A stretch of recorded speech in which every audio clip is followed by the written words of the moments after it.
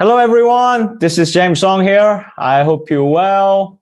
Welcome back to my video. We're doing a listening class today, covering a conversation passage, right? So let's get started by listening to a conversation passage and writing some notes. Let's go.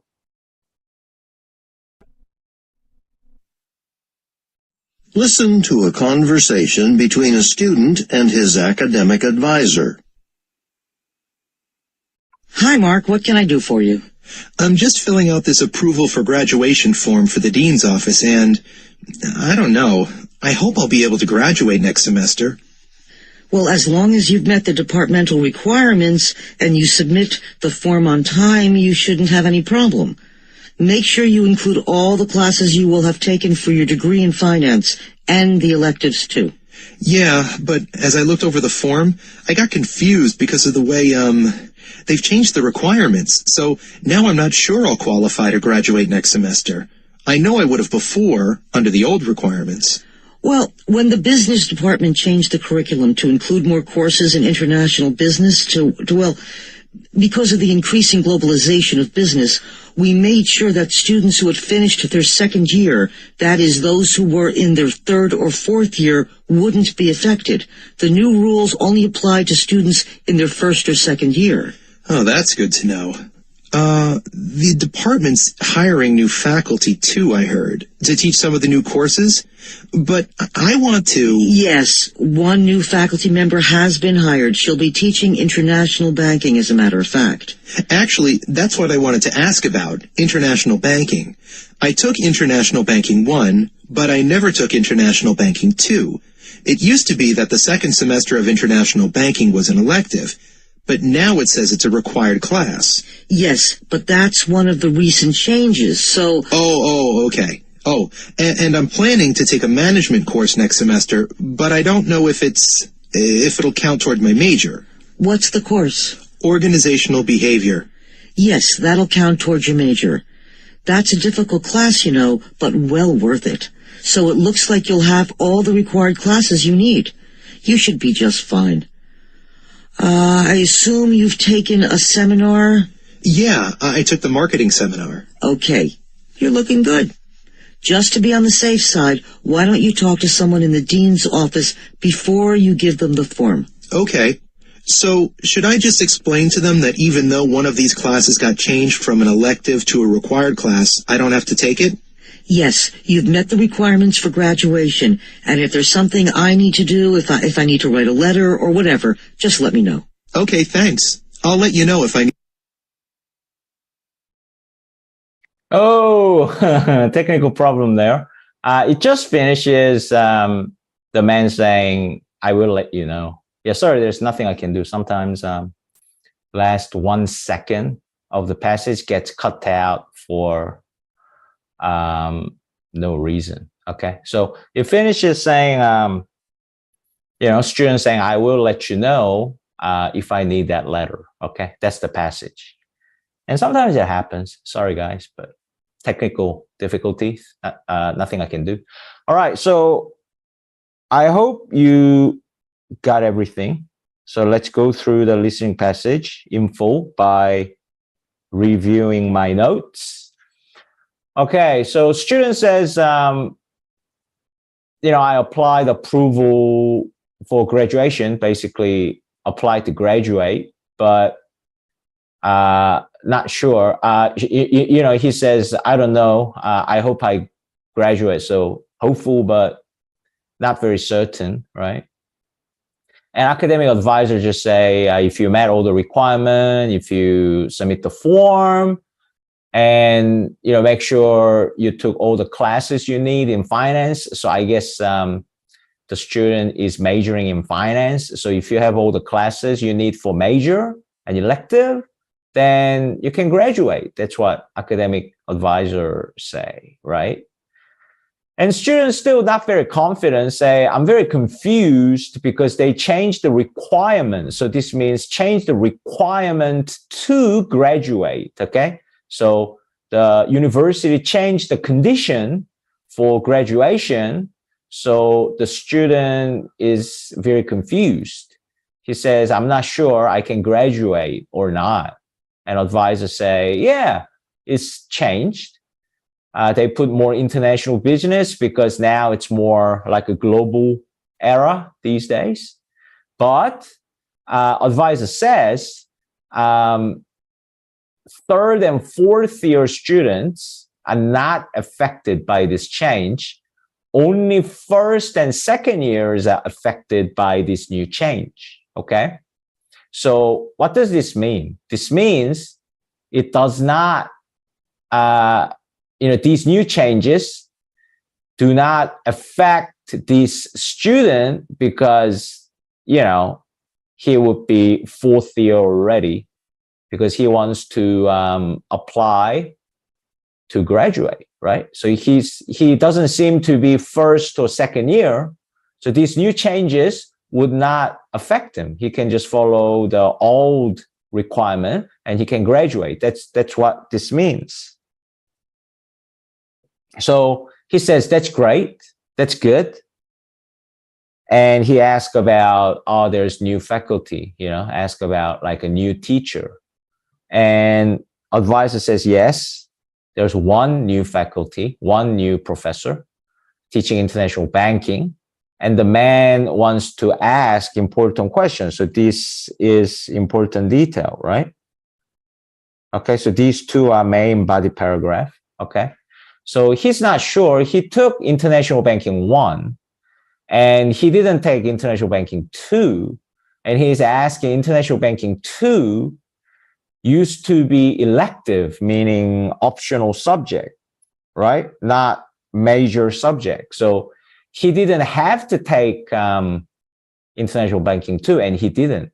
And he's worried now international banking 2 is not elective, but requirement, means compulsory, mandatory, like subject you must take. So he's asking that to confirm. So this is one of his concerns, right? And advisor gives a clear answer. It's a recent development, recent change. So recent change only apply to first and second year student.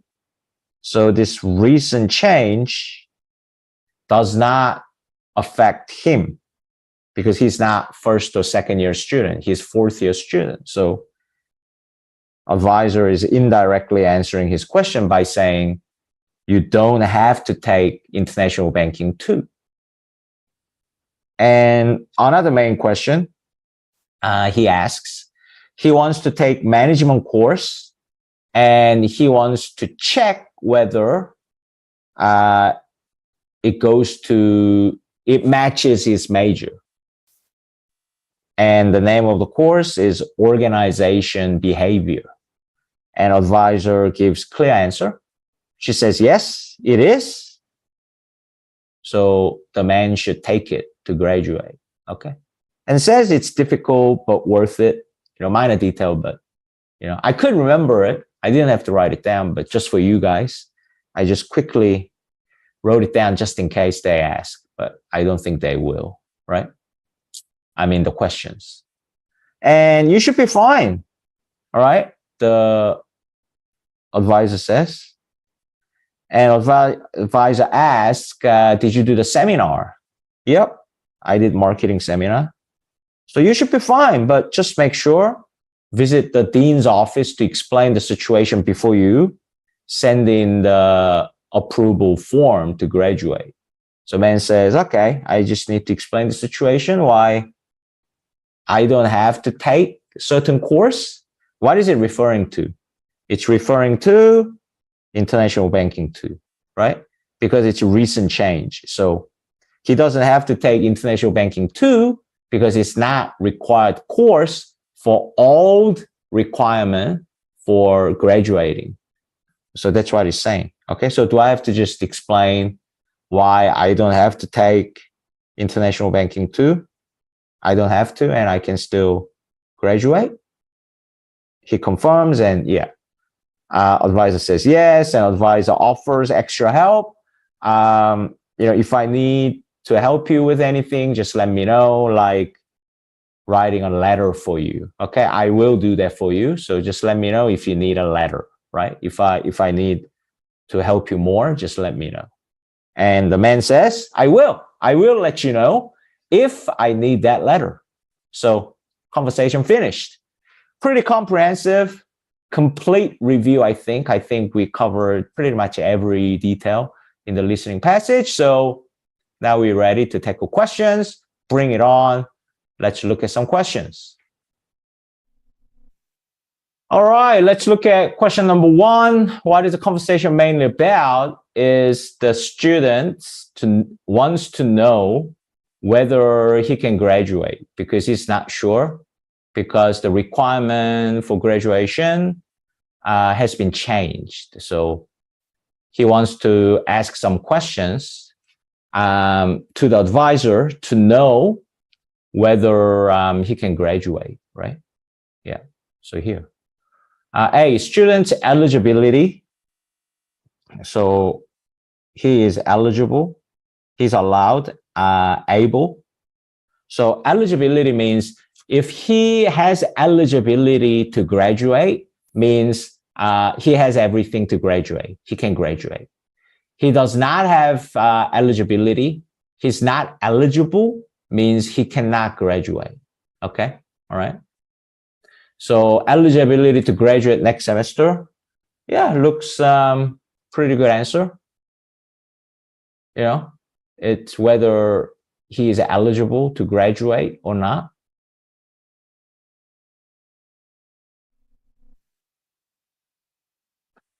B, students' difficulty in registering for classes. No, it's not like, you know, if you chose B, you're basically saying the student came to the advisor and say, I have a real difficulty enrolling into this course. Can you help me? So it's not.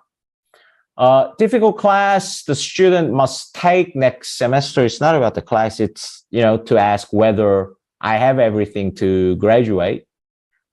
The possible elective choices in students' degree program, that's not the main thing, right? So if you chose D, the whole passage should be talking about, oh, I want to take these courses for my elective. What do you think? That should be the information in the passage, but it's not. It's about finding out whether he has everything to graduate, to be able to graduate or not. So answer is clear, A. So question 1, answer is A.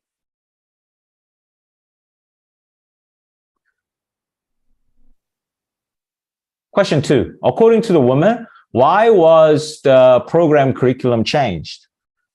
Okay, so why was the requirement to graduate or degree curriculum, what you have to study, changed? So that is here, right? So, you know, student says requirement change, meaning you have to take different subjects, okay? So what you have to take, what subject you have to take changed, meaning you have to take different subject or more subject, or there's some changes. So degree program changed because they are trying to make the program more international business, because nowadays business is becoming more global, right? So this part is the answer for question 2. Question 2, right? So A, to attract more international students to the program. No, A is wrong because you have to be careful. It's not. So if you chose A, A means the program is changed because if the university is in USA, you want to attract more students from Canada, for example, and vice versa, right? So is to, you know, the program needs to be changed to more international business curriculum, because now business environment is becoming more global. It's very different from trying to get more international students to this university, right? So it's irrelevant. B, to reflect the growing importance of international business. Exactly, right? To reflect, okay, to show, to match growing importance of international business, okay? Okay, the environment is becoming more global, more international business, so program needs to reflect that, show that, so it's changed. Okay, C, to take advantage of the expertise of new faculty members. C is totally wrong, it's irrelevant.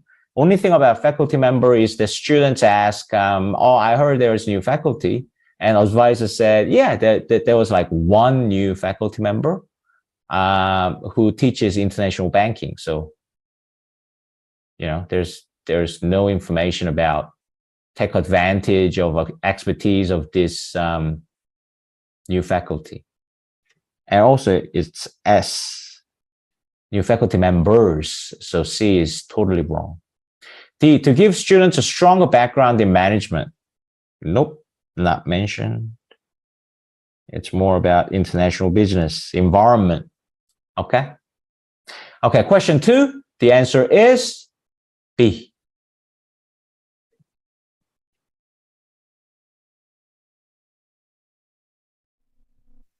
Okay, question 3. What does the woman imply, inference question, about the new departmental requirement? Let's look at the answer choice. They will not affect the student's plan for graduation. Yeah, for year 3 and year 4 students, right? And it's referring to the students in this passage, this student in particular, that advisor, the woman, is having conversation with. So it's referring to the students' graduation plan. So these changes, new departmental requirement means these new changes or recent changes that listening passage mentioned, okay? So these changes do not affect him. He can just meet all the requirement and graduate, okay? No problem for him, right? So the answer is in here, right? 3rd and 4th year students are not affected. And this student is trying to graduate next semester, so he must be 4th year student. So these changes do not affect him. Yeah, A is perfect. All right, B, they will not be officially approved by department until next year. No, it's already approved. It only affects 1st and 2nd year students. It's already approved, these new changes. C, they will be limited to students specializing in international business. It's not mentioned this way. So wrong answer. D, they will be similar to recent changes made in other departments at the university. We don't even know about other departments such as, you know, philosophy or engineering or, you know, whatever, medicine. It doesn't even mention. We have no idea about other departments. So D is irrelevant. Question 3, the answer is A.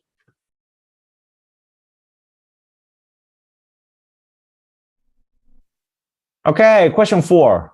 Why does the woman mention writing a letter? So that comes at the end, right?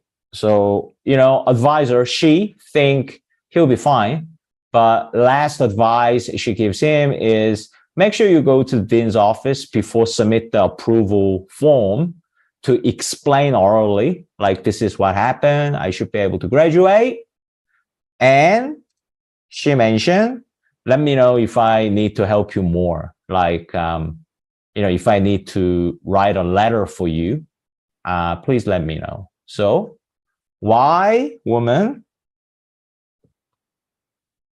mention writing a letter? The reason is she think he should be fine, but just in case he needs more help, she is a woman, advisor is willing to help. by writing a letter for him. Okay, that's the reason. All right, A, to point out the best way for students to contact his office. No, because the woman advised, just go and tell them, go and talk to them. So, she doesn't think writing a letter is the best way. It's not true. Okay, B, to confirm that personal letter is a graduation requirement, there's no mentioning of that. Okay, so she mentioned if you need, so it applies, it implies, you shouldn't need that letter. Okay, you should be fine without the letter. But if you need a letter, for whatever reason, so that's extra, right? So it's not a requirement. Okay, she thinks he doesn't need a letter, but just in case you need it, I'll write it for you. C, to indicate that she is willing to provide student with extra help if he needs. Perfect. I've mentioned it 3 times already. D, to emphasize, to stress, confirm that the student will need special permission to graduate. No, like she doesn't think so. But just in case you need more help from me, I'm willing to do that. So let me know if you need my letter as extra help. Okay, and it comes from here. So question 4, the answer is C.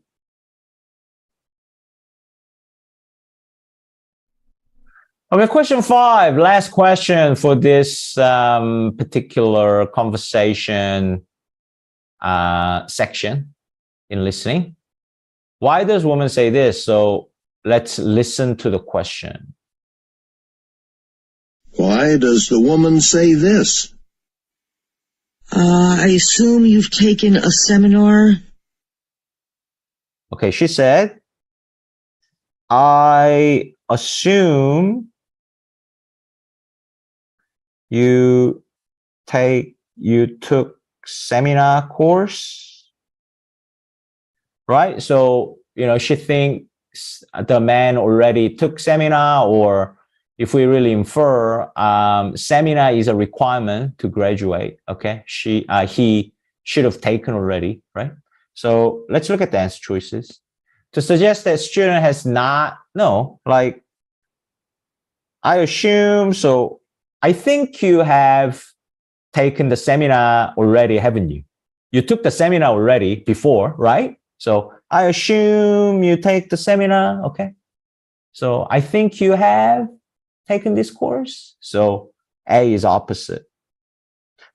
B, to indicate one of the new graduation requirement, it's not new graduation requirement because, she's implying that he should do it and he just needs to meet all the graduation requirement. So B is not the answer. Plus, the reason requirement is clearly mentioned in this passage.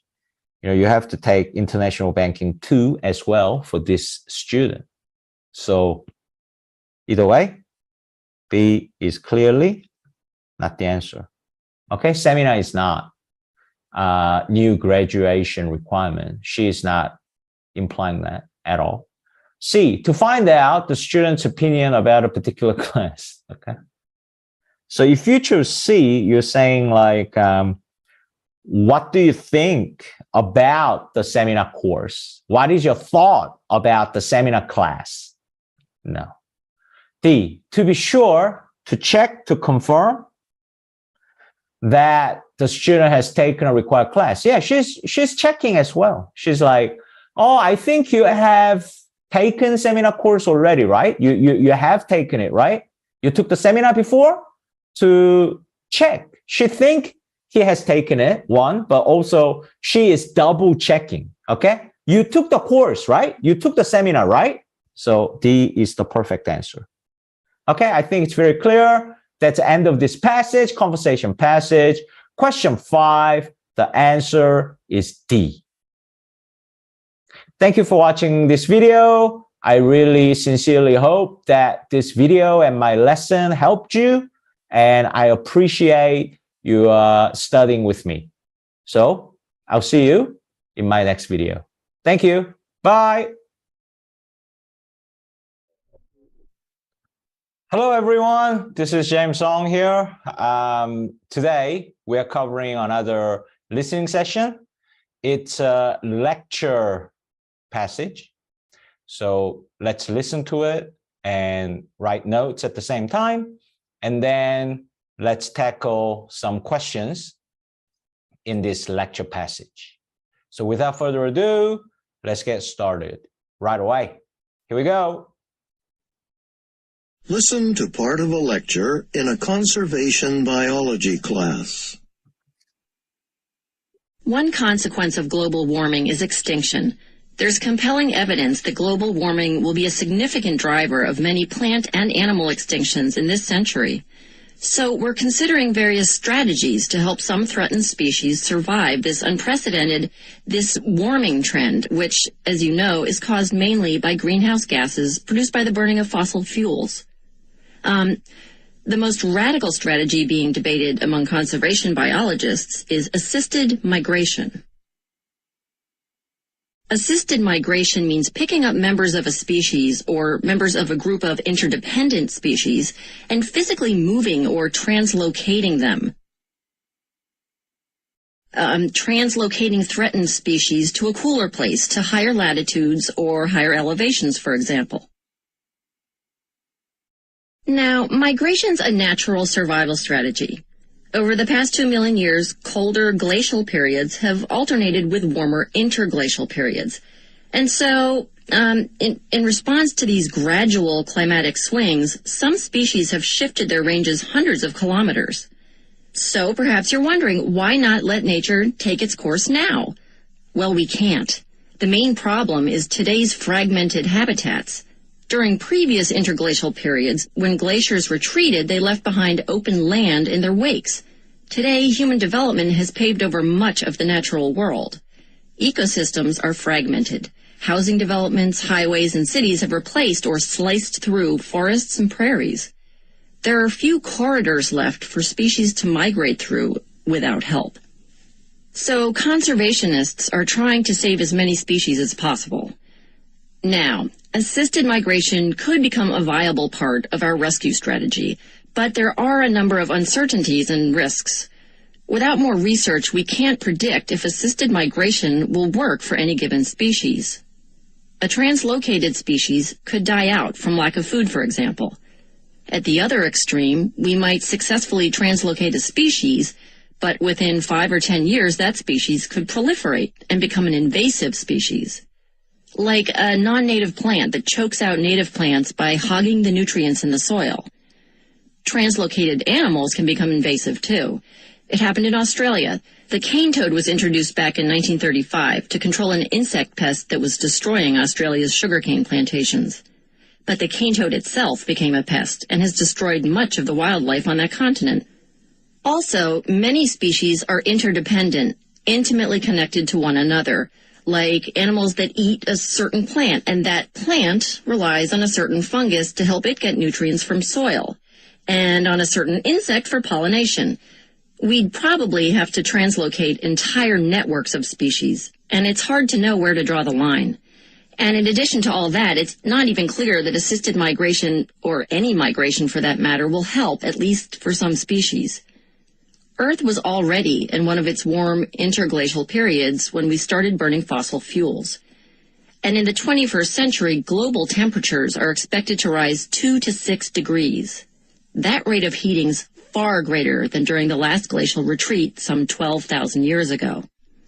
Whether to use assisted migration? This debate is mostly within the biology community right now, but the ultimate decision makers, in the United States at least, will be the government agencies that manage natural resources. Assisted migration really needs this level of oversight, and soon. Currently, there's no public policy on using assisted migration to help species survive climate change. People aren't even required to seek permits to move plants or invertebrate animals around as long as they're not classified as pests. In one case, a group of conservationists has already taken it upon itself to try on their own to save an endangered tree, the Florida toria tree, through assisted migration. There's only about 1,000 individual Florida torias left, and global warming is expected to significantly reduce or eliminate this tree's habitat. So this conservation group wants to translocate seedlings, Florida toria seedlings, 500 kilometers north, in order to expand the species range. The group believes that its effort is justified. But I, and many other biologists, will be watching very closely how this maverick group makes out, because, like I said, there could be unintended consequences.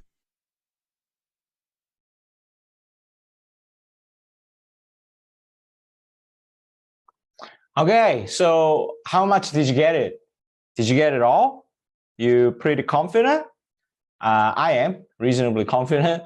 I think I can cover the whole passage for you, with you, by explaining what I have written down in my notes. Okay, so let's go. So global warming is, dangerous. It may make plant and animal species extinct.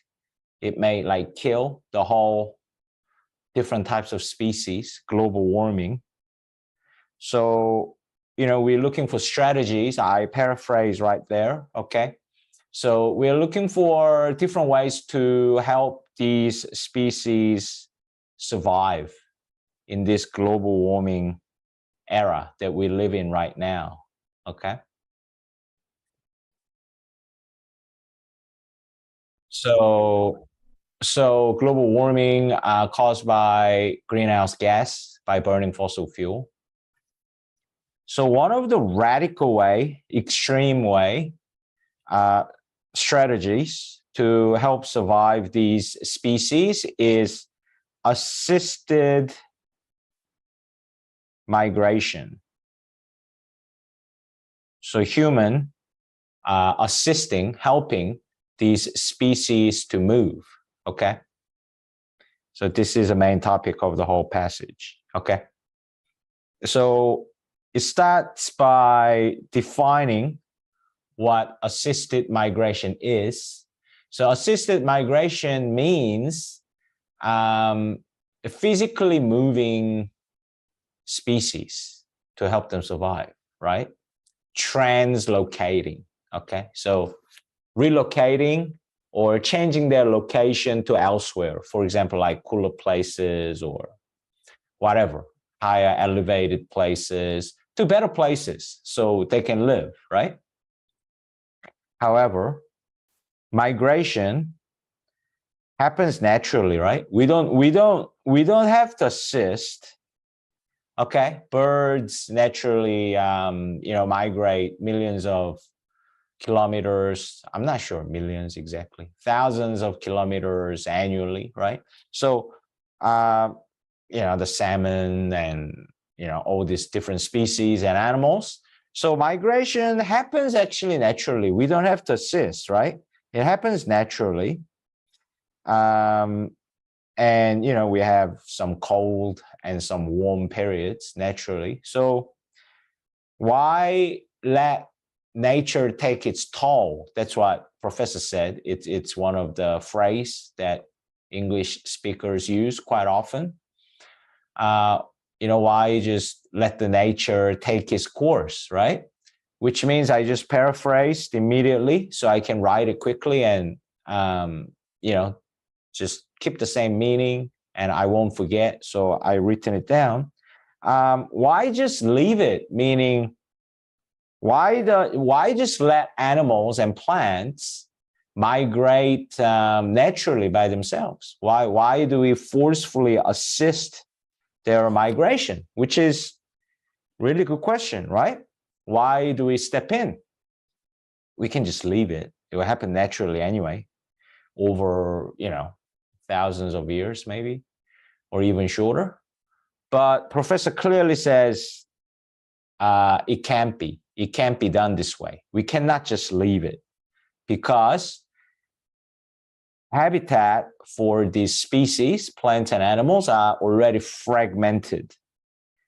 Fragmented means destroyed or broken. It's not, yeah, it's broken, right? Okay.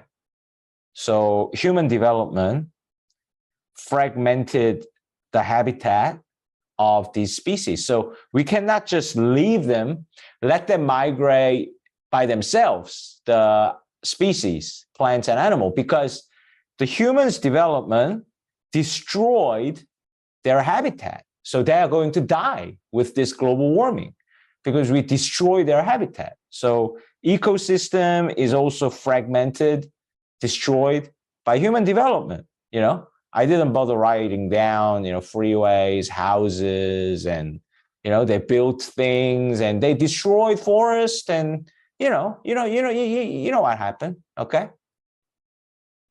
Right? So we can't just leave it. We have to help them. That's what Professor is saying, because the species habitat is destroyed by humans' development.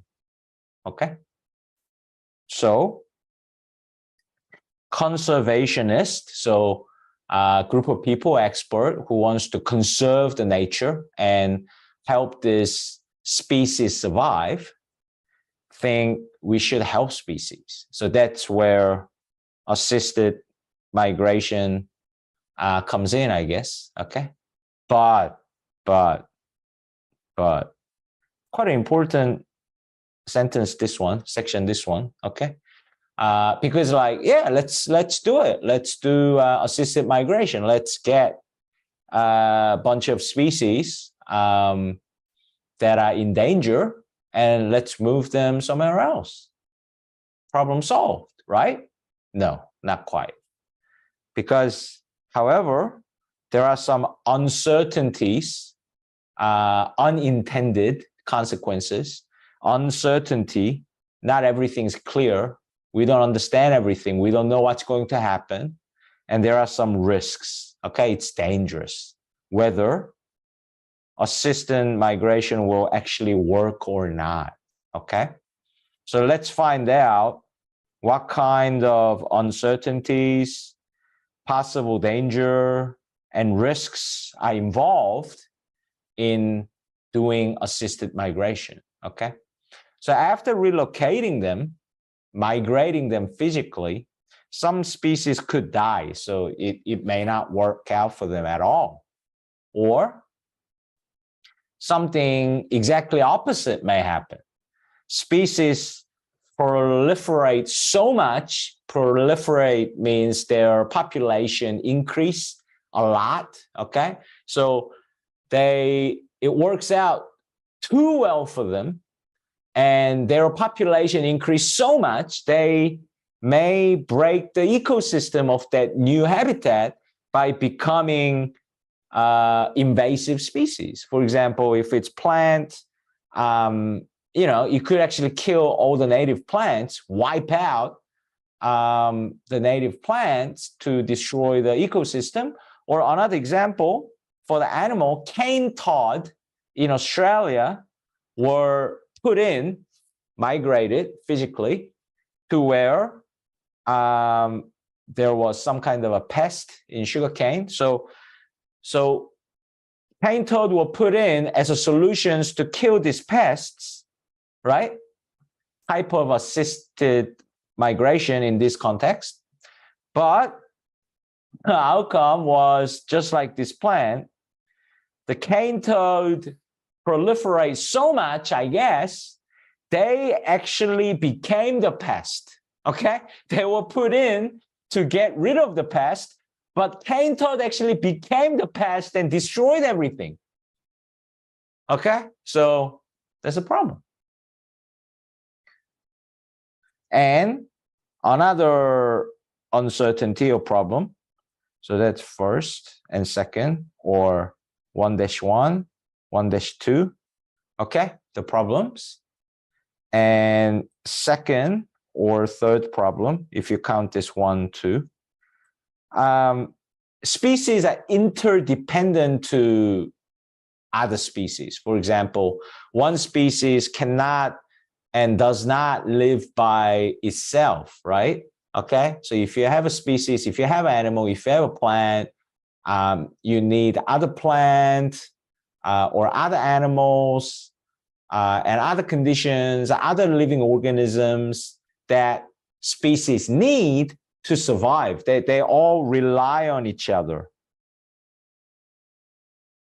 rely on one another. That's what interdependent means. So for example, if you're moving cattle do not live just by themselves. They need plants or grass, if it's grass-fed, to eat, right? So it's an independent species, right? So the plants or grass are interdependent species to cattle in this case. So what do you have to do? Do you move every species? And where do you draw the line? Like, what do you include and what do you not include? Where do you draw the line? Or do you move all of them? And can you actually get all of them and move it? Is it possible? So that's another problem and risk, okay? And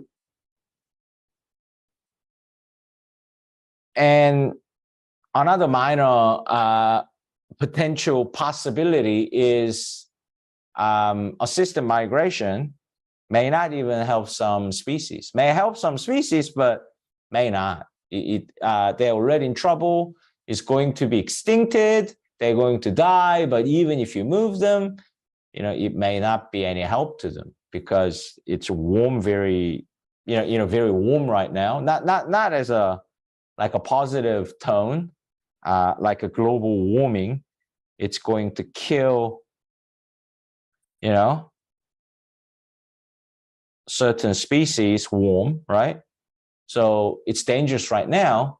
It's 2 to 6 warmer than previous interglacial periods. So that's non-ice age, okay? So compared to 12,000 years ago, we're already 2 to 6 degrees warmer as a temperature. So this is almost like Professor saying, this is almost like an evidence there is a global warming going on, which she mentioned in very first sentence, right? There's a global warming and some plants and animal will be wiped out, will be destroyed, will die forever, be extinct, okay? Disappear as a whole. Yeah, okay. So, on one hand, we can't just watch them die. We have to help them. Because if we just leave them, not move them, their habitats and ecosystems already destroyed, fragmented by us, humans. So we cannot just leave them to die. We have to help them and maybe move them somewhere else. Or do we not do assisted migration because they could die, they could become invasive species. There are so many interdependent species, so what do you do with them? And it may be just waste of time and energy. It will not help them anyway. So we got the both sides of the argument. It's debatable, right? So can we get the conclusion? Do we use assisted migration or not? And the professor jumps to another point. So, for example, in U.S. Government agency, government department, government, they would be a decision maker for this issue for U.S., for example. And professor says it requires the assisted migration. It requires this level of oversight, like by the country's government. Okay, so oversight mainly has two meanings generally as a vocabulary. So I made an oversight, or I oversighted, as like a negative connotation. Often means I made a mistake, or I kind of made a mistake, or I didn't get that, I skipped it. Okay, that's one meaning. Another meaning is like monitor, supervise. The government has oversight of the whole process, meaning like control it, looking down, supervise, right? So professor says we need this level, meaning very high level of supervision and control to make assistant migration work. Yeah, I just paused the video for your own good. I just sneezed. Okay. Yeah, I don't know why I said that. Anyway, sorry. So, right, moving on. But now, like, if it's not a pest, you don't even need a permit to do assistant migration. So what professor is saying is, professor feels it needs a strong supervision.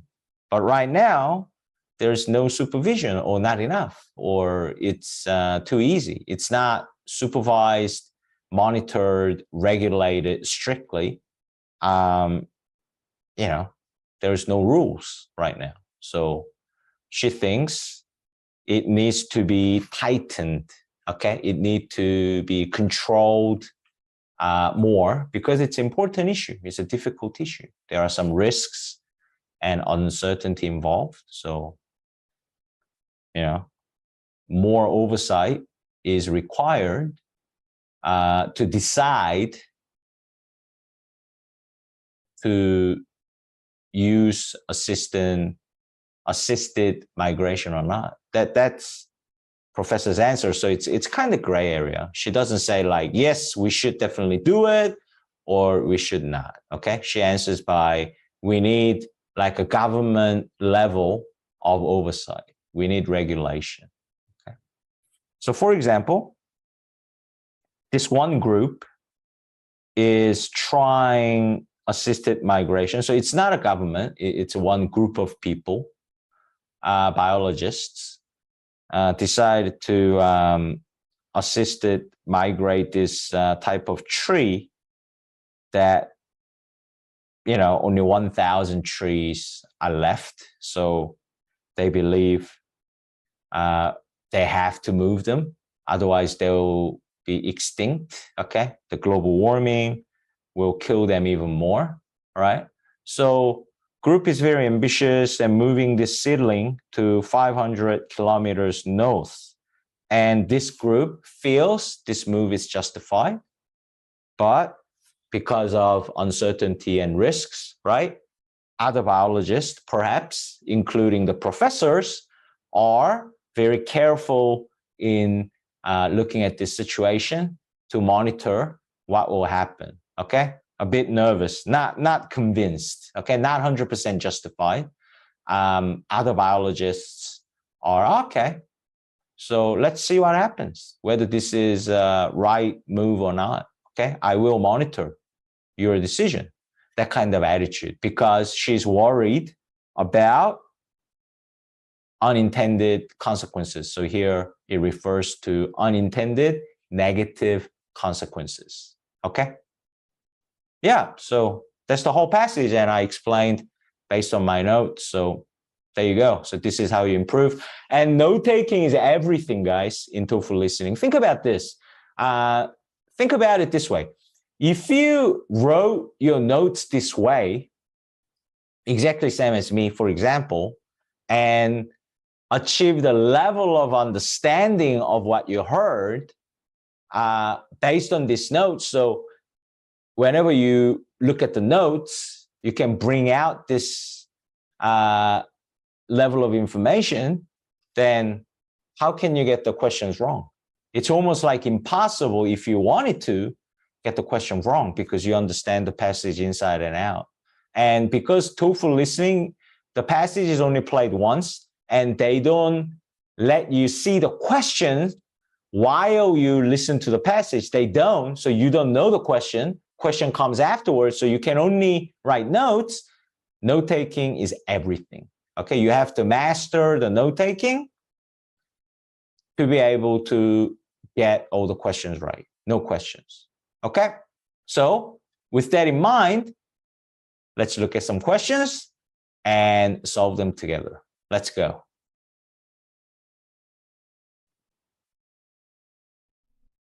Okay, question 6. I blabbed on a bit just before, but I had to because it's really important skills and information that I have to tell you. So rather than you getting bored, I hope you appreciated what I said just before, okay? It's really important. All right, question 6. What is the main purpose of the lecture? Main purpose of the whole lecture.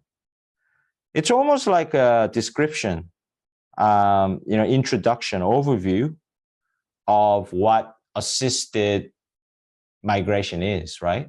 Pros and cons, advantages and disadvantages, what it is of assisted migration, okay? To let us know about it.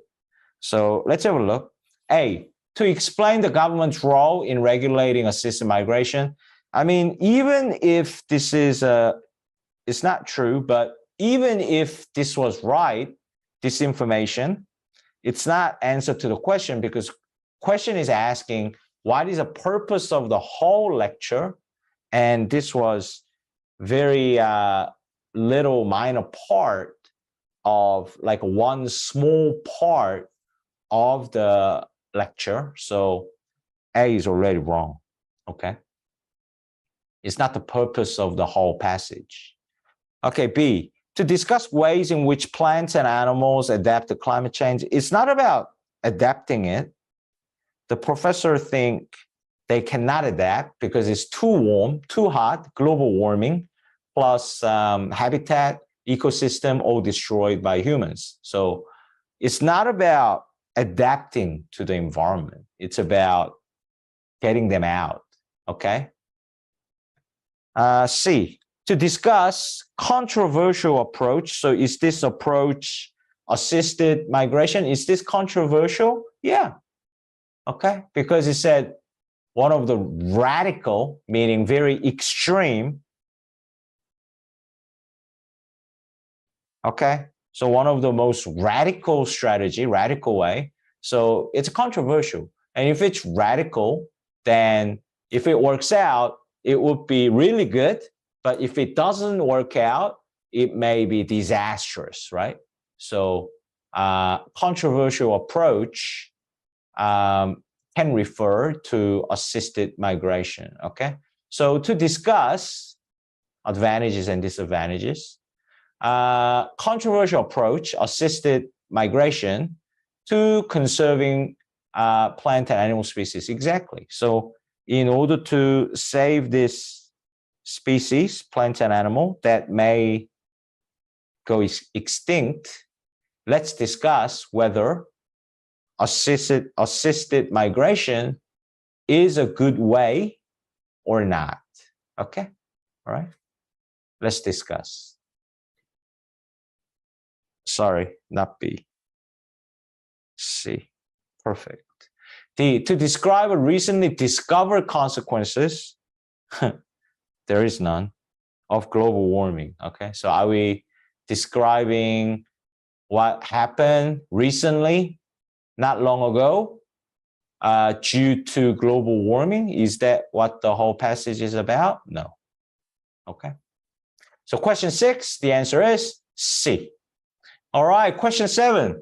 According to the professor, what problem, so there is a problem, what problem is assisted migration intended trying to overcome? So what is the problem that assisted migration trying to overcome? A, the problem they're trying to overcome is diminishing amount of undeveloped land that species can migrate through. Exactly, right?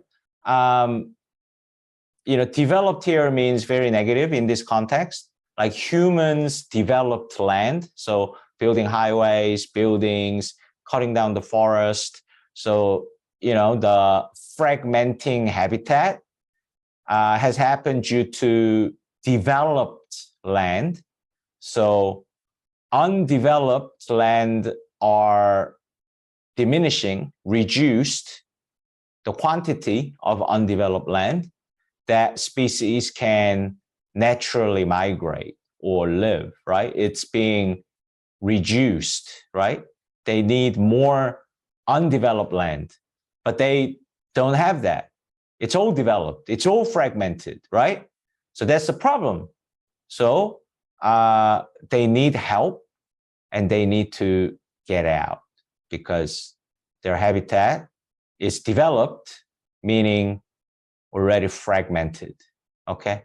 So amount of undeveloped land is really diminishing, being reduced, that they can migrate through naturally. So they need to get out of there, otherwise they will die.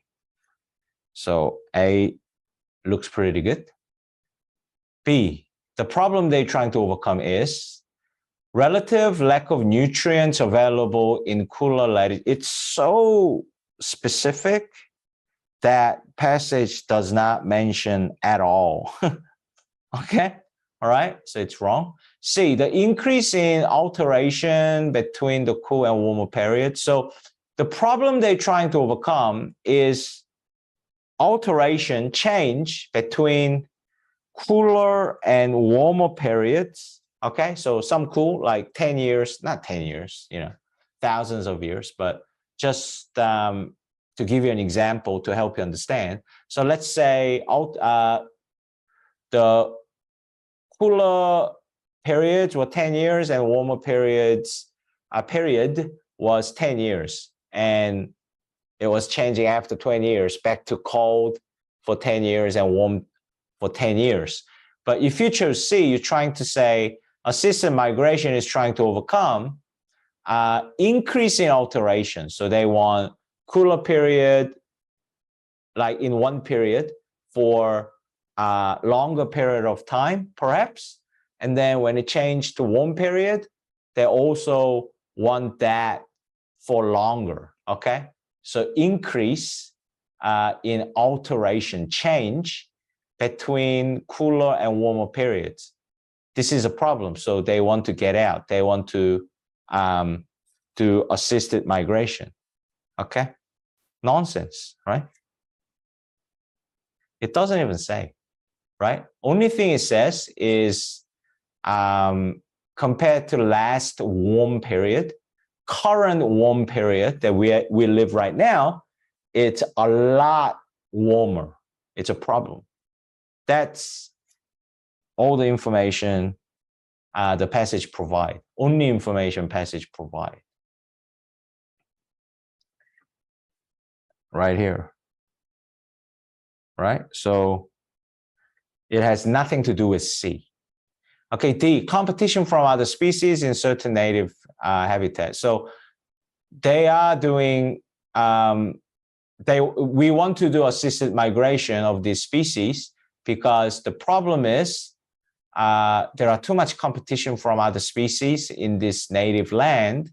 So, humans should assist migration of these species. Not at all. Never mentioned. Okay. So answer is clearly A. And the answer comes from this part. Why can't we just leave them to migrate by themselves? We can't, because the land they can migrate through naturally by themselves, it's already destroyed. It's already fragmented. So, that's the problem. So the answer, question 7, is A. Okay, question 8, let's go. What point does the professor make? So professor makes a point When she discussed the cane toad, yeah, this is an easy question. It's a very clear answer, should be.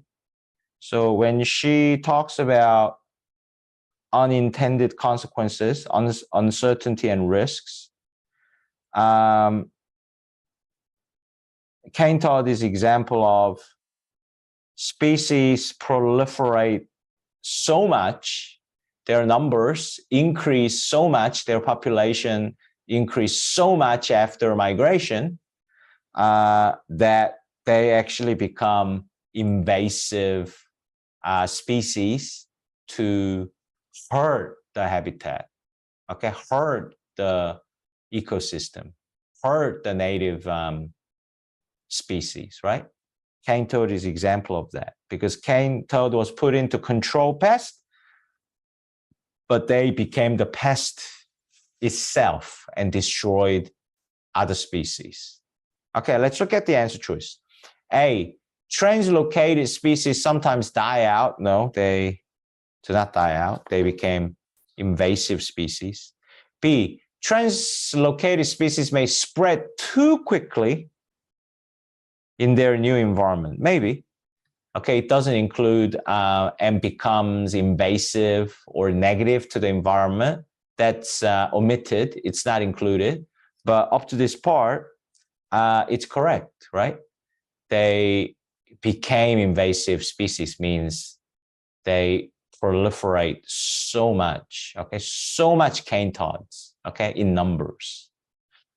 Several techniques are available to achieve the cane toad in Australia is not an example that talks about there are several techniques, different techniques. No.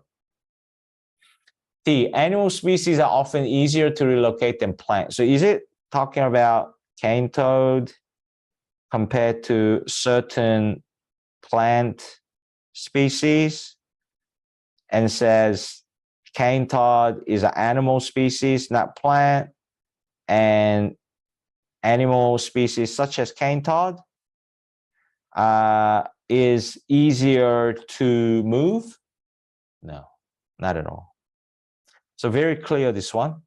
The answer is B. Okay, so question 8, the answer is B.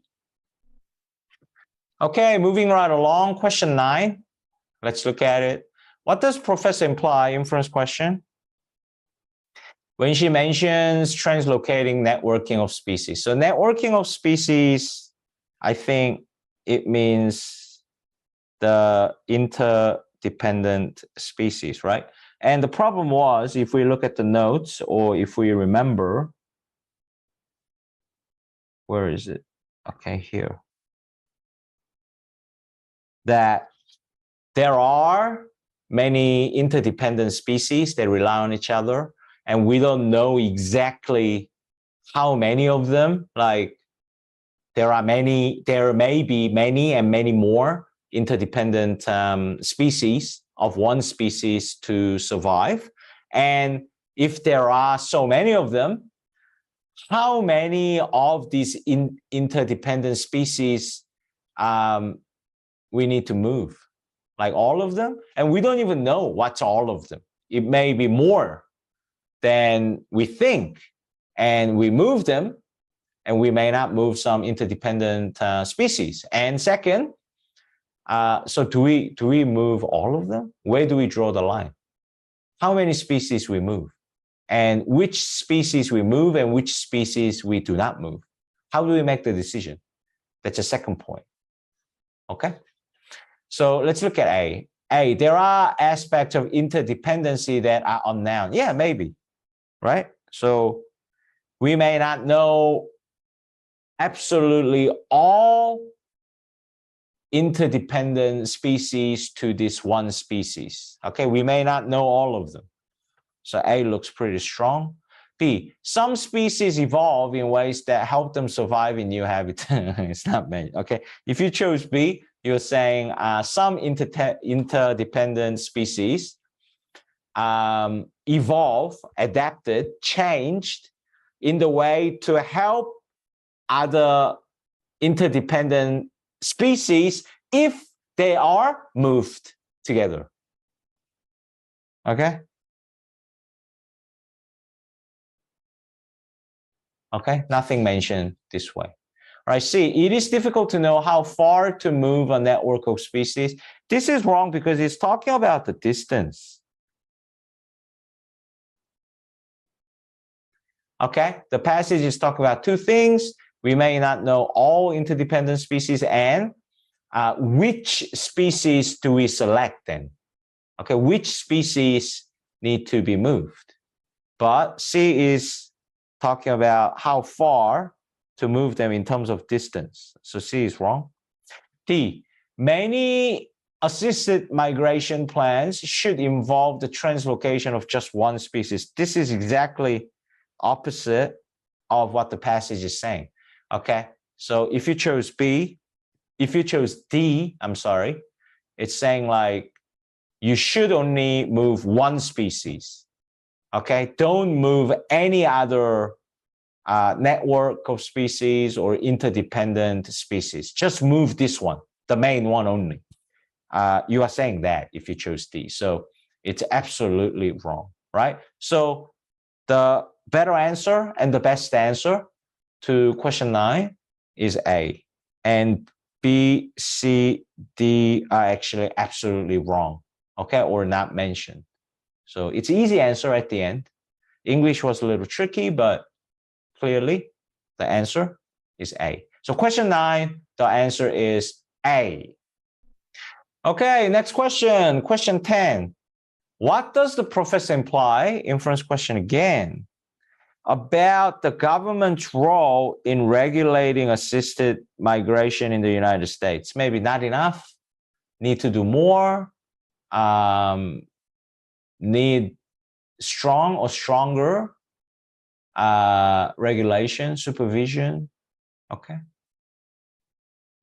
So let's look at the answer choices and try to figure them out and find the answer from the notes.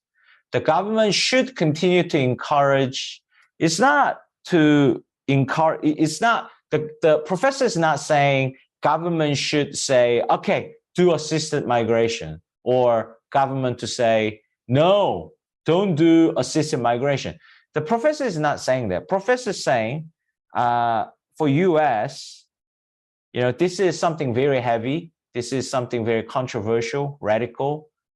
So US government is and should be the decision maker to whether allow assisted migration or not. And this level of control is really needed. Okay, and the next sentence and the example implies we don't have a very strict, strong regulation. Okay, so A is totally irrelevant and not mentioned. Okay, B, the government has created policy that have proven unhelpful. They don't talk about the policy. Like, we don't know what is their policy exactly. So it's not only irrelevant, this is never stated in the passage. Okay, we don't know. Like, what policy are you talking about? I want to know. C, the government should follow the example set by other countries. I wish I could choose C, but it's not mentioned at all. Okay, so hopefully D is a clear answer. The government needs to increase its involvement in the issue. Yeah. Okay. So definitely this sentence, but this next sentence. Okay. However, at the moment now, there is not even a permit required if the species are not assisted. If the species want to be migrated by people, like to do assisted migration, right? The group does not even need a permit if the species are not the pest, okay? They can just do whatever they want, right? So this sentence, but also this sentence implies that the government needs to have a stronger control of this issue. The issue is assisted migration. Question 10, the answer is D.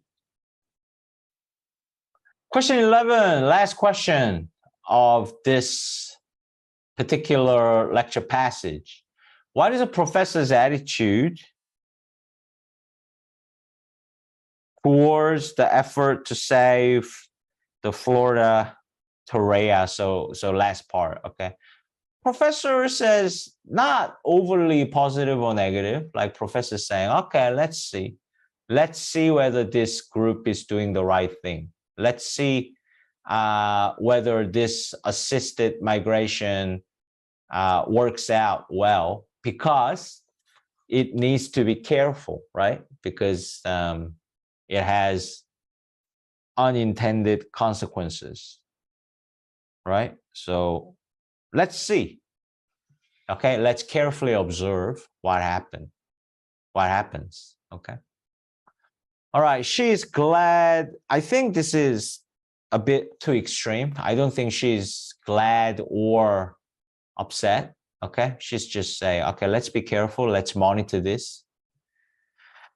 She's glad that some conservationists are willing to take a chance on assist. Definitely not. She's not overjoyed like this group is doing this. Okay, all right. Professor is saying, okay, let's see. All right, B, she is concerned. Maybe not concerned. Is she concerned? Possibly, because she says, let's see, because there is a possible negative consequences that you did not intend. Okay, you did not intend. So concern, yeah, possibly, right? Okay. So she's concerned because, so this part becomes a lot more important. It may have unintended consequences here. Okay. She's like, let's be careful. Let's really observe, because it may not work out. Right? So B looks pretty strong, but let's double check C and D. C, she is surprised because other species are more in danger. C is definitely wrong, because if you choose C, you're saying that professor is surprised. Wow, this tree? Because we should assist it migrate this other species. That's what C is saying. So C is wrong. D, she expects the effort will have to be repeated several times before it succeeds. So it's totally made up. So if you chose D, you are saying that professor feels this is the first time, but to save this tree, save this Florida Torreya tree, you need to do assisted migration maybe 4 times in next 5 years, and then you may become successful. Okay, no, definitely not, right? I didn't hear that. Okay, so only viable answer is C. B. I'm circling B and I'm saying C. I don't know. Maybe I'm tired or whatever. Okay, sorry. So the only possible answer for question 11 is clearly B. Question 11, the correct answer is B. That's it, guys. Thank you for watching. And that's the end of this particular listening passage. Okay, I really appreciate you watching this video and learning from me. And bye for now. And I'll see you in the next video. Thank you. Hello, everyone. This is James Song here. Welcome back. Good to see you. We have TOEFL listening lesson today, studying a lecture listening passage. So first step, as always, is to listen to the listening passage and trying to write notes at the same time. So without further ado, let's get started. Here we go. Listen to part of a lecture in a music history class. So, I just finished reviewing your papers on the influence of nationalism on a composer's music, and initially I was surprised none of you chose to write about Bela Bartok. That is, until I remembered we haven't had a chance to discuss him in class yet. He was a wonderful and groundbreaking composer. Bela Bartok was a Hungarian whose life stretched from the late 19th century to the middle of the 20th century. But he was not a fan of the romantic style of music that was popular in his homeland during his youth. Wait, Hungary wasn't a country in 1900, was it? You're right, I should have been clearer. Bartok was born in Austria-Hungary, a nation that broke apart when he was about 40 years old. Actually, the town where he was born is presently part of Romania. The political history of that region is complex. Suffice it to say, Bartok is generally known as a Hungarian composer. So, during Bartok's youth, the music played in the concert halls of Austria-Hungary was dominated by romantic pieces by mostly German composers. We discussed the romantic style last week. These pieces were long and lyrical. They were meant to have a sort of grandeur about them. And in the early 1900s, composers who worked in the Romantic style were the most popular in Austria-Hungary. But Bartok, he was part of a musical community that was trying to change this, and it led him to, well, the first thing it did was lead him to travel. He looked to the countryside for the music of the farmers and the people who lived in small towns. And their music, well, you could say he discovered the music that was popular in those areas. What do you mean? Well, all the music we've been talking about the past few weeks, it really was all in the cities. That's where the composers and the orchestras were. Out in remote areas of the countryside, in rural locations, music was more traditional, the same songs that were enjoyed by previous generations. Bartok went out. He traveled through a significant portion of Eastern Europe, actually.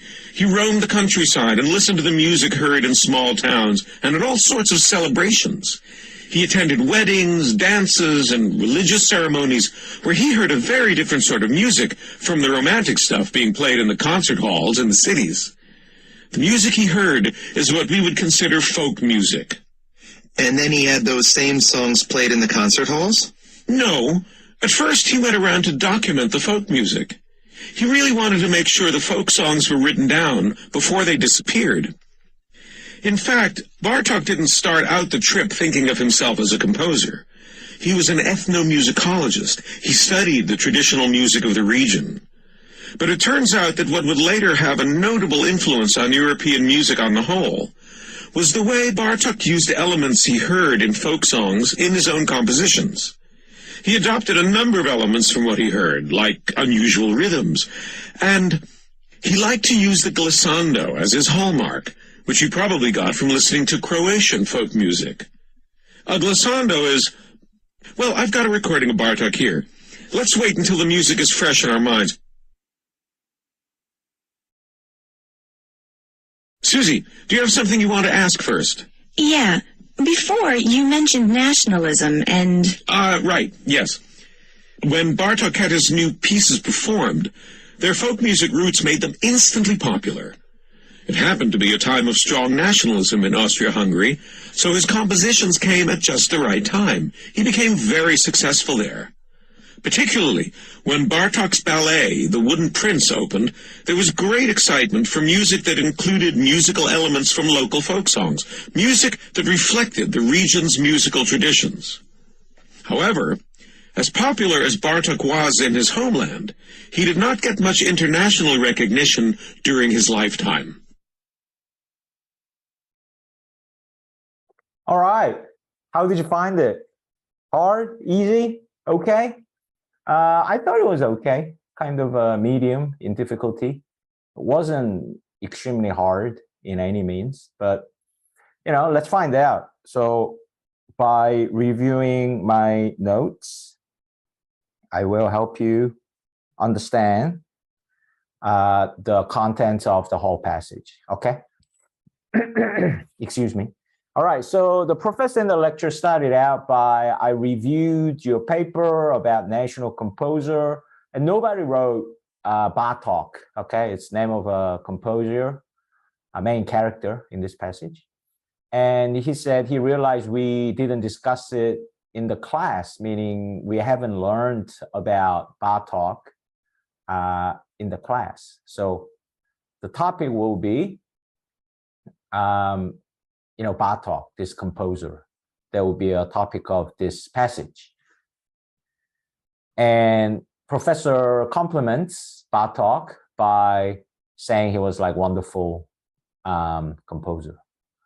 So he was born in Hungary, lived in between like late 19th to mid 20th century. Not a fan of romantic music. Okay, so I remember it was like a genre type of music, romantic. So I didn't bother writing any more than that. So he wasn't a fan of romantic music. And the female students asked, like, was Hungary a country in 19th century, early or mid 19th century? So, how can you say Bartók is a Hungarian composer where there is no country such as Hungary? So professor explains, right? Bartók was born in Austria-Hungary, and 40 years later, Austria and Hungary broke apart to two nations, okay? And now, where he was born is actually known as Romania. So, it's complicated, it's complex, but interestingly, he is regarded as a Hungarian composer, okay? So that's answer to the student's question by professor. And professor continues about Bartók. At his youth, romantic was very popular, but it was very popular at Bartók's youth. So it was long, lyrical, and have some grandeur, about the music. And from early 1900s, that was the popular music, okay, in Austria-Hungary. But Bartók wanted to change that for whatever reason. It doesn't really say why Bartók was not a fan of romantic music. It doesn't say that. I don't know. So, but one thing for sure, Bartók wanted to change that for some reasons we don't know. So he started to travel to like small towns all over Europe and trying to find out what music is popular there. What kind of music is popular in small town? What this means is that, based on the passage, the professor said, the class for last few weeks has been just focused on music in city where composers and orchestras were there, right? But Bartók was trying something different. That's what professor is trying to say. So, he focused on music in small town or rural area. There wouldn't have any major or famous composer or orchestra. So, I bet rural would have different type of music that's popular, right? So he went there and found out they were more interested in traditional music that passed down from generations. They're like traditional music, not romantic music, okay? So he traveled all over Eastern Europe, went to rural area, as he said already, went to different places like wedding and religious ceremony of these countries, and tried to find out different types of music to romantic music, okay? And let's say this rural-based music that was popular in small town, let's call it folk music, okay? Just like we call certain music romantic music, let's call it folk music, all right? And when he first traveled there, he had an attitude like a student, not a composer, right? He at first really wanted to write down, document, okay, leave a record, make a record of what the folk music is for Austria-Hungary, okay, for Austria-Hungary people. You know, he was afraid that may disappear. So he had an attitude like a student to document, meaning write down about folk music and write down what the folk music is.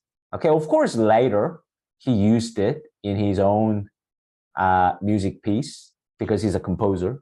So later on, he used it, that influenced, that changed the European music, but not at first. He had like a student type of attitude. And he especially, you know, enjoyed or interested or noted the unusual rhythm, glissando. I mean, I'm not a musician. I'm not like a Croatian folk music expert. Okay, just, you know, I can't even spell it, right? All I have to do is able to identify when glissando is written in the question of TOEFL listening. That I will have to do, but, you know, of course, I cannot know everything, right? So glissando is one of the folk music, of course, or unusual rhythm of folk music. And it's a Croatia folk music, okay? Eastern Europe, okay? Croatia is a country in Eastern Europe, if you didn't know. And just in case it come out in the question, like it was so distinct, so I would have remembered anyway, so I wouldn't have to write this down. You don't have to, but I just made a quick note here. Glissando was played in the class in this listening passage. You know, the professor said, yeah, professor played it in the class. That's why there was a pause in this listening passage. And next paragraph. All right. In the beginning here, the professor says, when I was reviewing your paper about nationalism, you know, that was influenced by composers, whatever the topic, okay? And student remember that, okay? And said, oh, professor, you mentioned something about nationalism, right? And professor answered, right? I mean, it makes sense. Folk music must be like a real voice, real music of countryside of that country that is based on traditional music of that country from small towns. So it would be based on, you know, nationalism, or they may be very proud of their music, and so on, right? So professor answered, Bartok played folk music, and it became very popular because at that time, nationalism was very high in those countries, in Austria-Hungary. So, you know, it became very popular and very successful, right? Because they would feel that it's our country's traditional music, right? Okay. So I had an appeal there, okay, and caused by high level of nationalism at the time. So example, his ballet piece, especially because it played local folk music, okay, the region's traditional music, so exactly what we talked about, and he used it in his ballet music, right? And it finishes by, because of the nationalism, I guess, right? He was very popular at home, meaning in Austria-Hungary, but he didn't get much international recognition while he was alive, okay? Meaning he may only got some international recognition after he died, okay? So that's it. So I think that's pretty comprehensive. We covered the passage completely just by reviewing my notes. So let's tackle some questions. Okay, question 12. What is the lecture mainly about?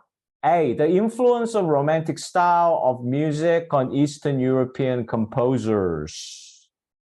Totally irrelevant, okay? It's just romantic music only really appears in the passage when this composer, Bartók, was not the fan of romantic style of music, which was popular at Bartók's youth. That's it. So all of this information are all very irrelevant, okay? B, the relationship, yeah, there's a typo here, so I kind of written T here. The relationship between nationalism and popular music in the early 1900s. There wasn't, or at least it's not main idea of this passage, because early 1900s, what kind of music was popular in Austria-Hungary? It's Bartók's youth, so romantic music, right?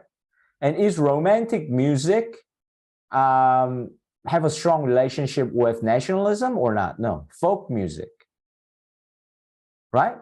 Okay, that's what Bartók changed, okay? Kind of discovered, not so much discovered, but, you know, brought folk music to main stage music to Austria and Hungary, and it became very popular there. So it's not the main idea of the passage, because in the early 1900s, romantic music was very popular, and it wasn't driven by nationalism or related with nationalism. Romantic music, you know, does not have strong relationship. Folk music does. So B is also wrong. The popularity of folk music in Austria-Hungary, again, right? Trying to confuse you. So pretty much same as B. Okay, we're not talking about early 1900s during Bartók's youth. We are talking mid to late 1900, where he traveled and he brought all this element of folk music. So that's not early 1900s, okay? That's mid to late 1900s. So B and C, pretty much similar answers. For that reason, B and C both are wrong answers. D, the influence of folk music on the composition of one Hungarian composer. Yeah, very well paraphrased, but still. Okay. Bartók. So how influence of folk music on the composer Bartók's composition, music. Okay, what kind of influence folk music had on Bartók's music? Yeah, exactly. It's about Bartók, it's about Bartók's music, and how folk music influenced his music. And what happened? It became very popular. Okay, question 12, the answer is D. Okay, question 13. What does the professor imply, inference question, about romantic music in Austria-Hungary in early 1900s? You know, this part in the note-taking. You know, it was long and lyrical, and it has some grandeur about it, okay? All right, it was not as popular there as it was in other European countries. Off topic, it was popular all over Europe. It was very popular in Austria-Hungary, so it's not mentioned this way. There is no way we can prove A as an answer because it's simply not mentioned. B, it motivated Bartók to listen to other types of music. Yeah, possibly, because he was not a fan of romantic music. So he wanted to change popular music in Austria-Hungary. He wanted to find different type of music to popularize, or at least for him to compose and provide and show to people of Austria-Hungary, because he was not the fan of romantic music, right? So it motivated. So romantic music was very popular in early 1900. It motivated for him to change this situation. And where can you find the answer? In the note-taking, right here, right? Okay, so it was very popular at the time of Bartok's youth, and he wanted to change that. Okay, so it motivated him to find, listen, compose different types of music than romantic music. He wanted to change that. Okay, C, it was listened to in the countryside more than, no, it's a city music. In countryside, they didn't listen, or they didn't listen much of romantic music, or at least it clearly says they listened, their music was very different. It was very traditional. It passed down from previous generation, and we can call that as like a folk music. So they didn't listen to romantic music more than in the cities. Doesn't make sense, okay? Because romantic music was like city-based music. All right, D, its popularity, romantic music, was caused by, the reason is because, to the work of Bartok and others. Yeah, no, right? It was, romantic music was popular during Bartok's youth, so it cannot be due to work of Bartok, because Bartok did not work on romantic music at all. Okay, so D is wrong. So question 13, clearly the answer is B.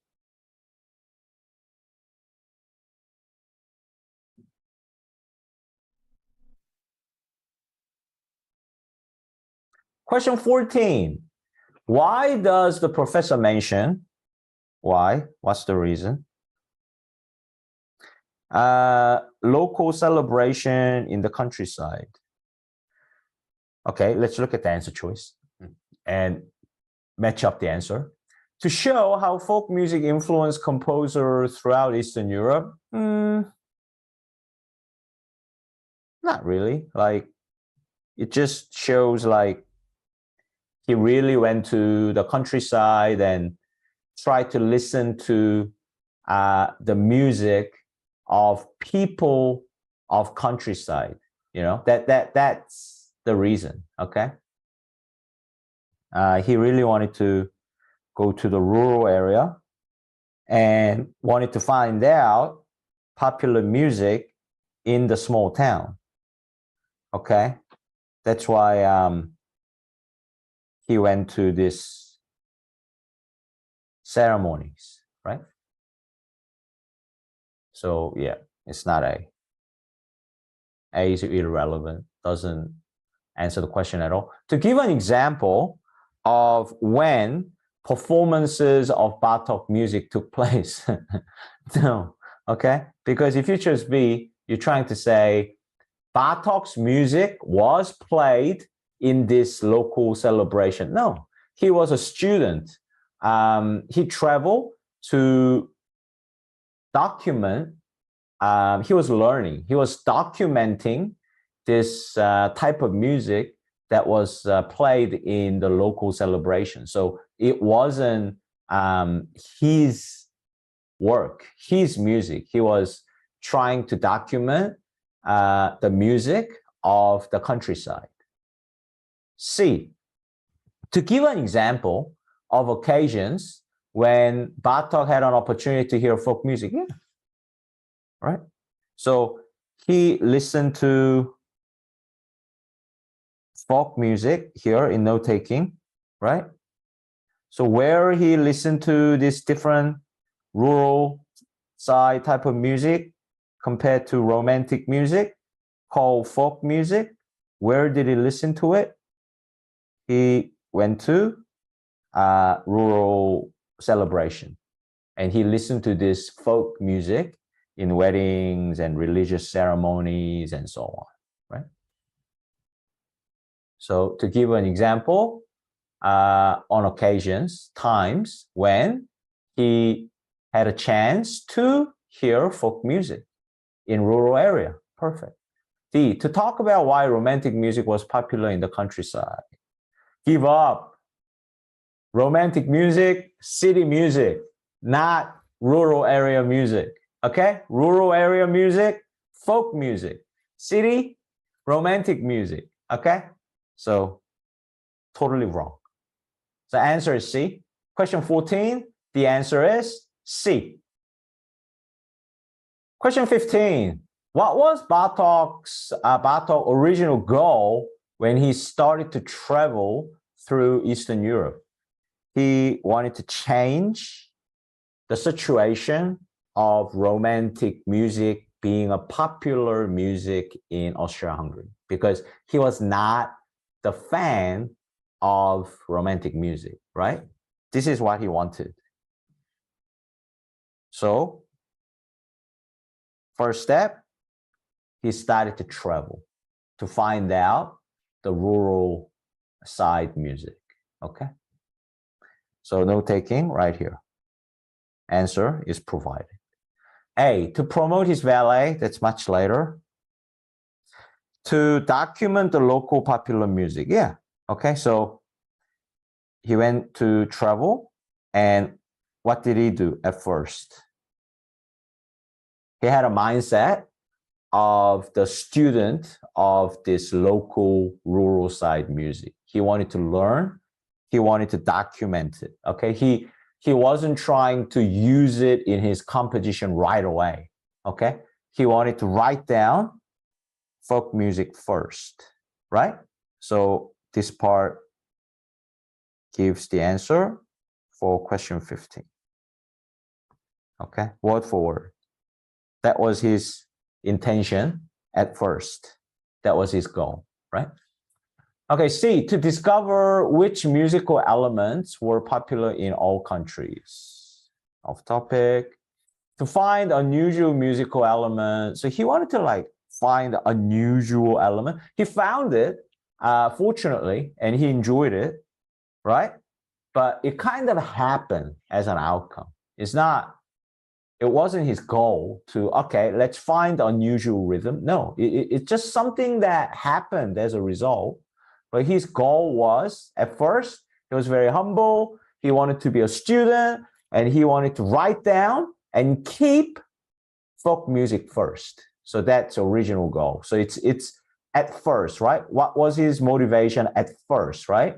So that's a paraphrasing in the question. Original goal is, what did he want to do at first? He wanted to document the folk music first, okay? He didn't go there as a composer. He studied the music. So this part is original goal question. And this part is the answer, which is B.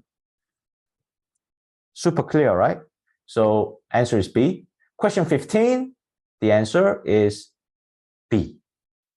Question 16, according to the professor, why was Bartok music popular in Austria-Hungary? Because timing was right. Yeah, so his music had an element of local music, rural music, small country music, right? Folk music, okay? And it's here in our note-taking. It became very popular because nationalism was very high at that time in Austria-Hungary. Okay, so this part of our notes give the perfect answer for question 16. Okay. All right, A, Bartok music was considered more sophisticated than other concert hall music. No, it's not about sophistication. Okay, it was based on nationalism. That's why it became very popular. B, Bartok composition included, okay, music from the local culture. Yeah, so that matched with high level of nationalism. Okay, and also the answer can be derived from here. Okay? And here. Okay, and there were some information about how people are very proud of their national music, their traditional music. Okay, all right. So B comes from here. Okay, especially in his ballet, the local folk music was played. The region's traditional music was played, so it became very popular. Okay, so these two parts gives the answer to question 16. But still, we need to cover C and D, okay? People were familiar with the romantic element. Bartok includes the romantic, not Bartok. Okay.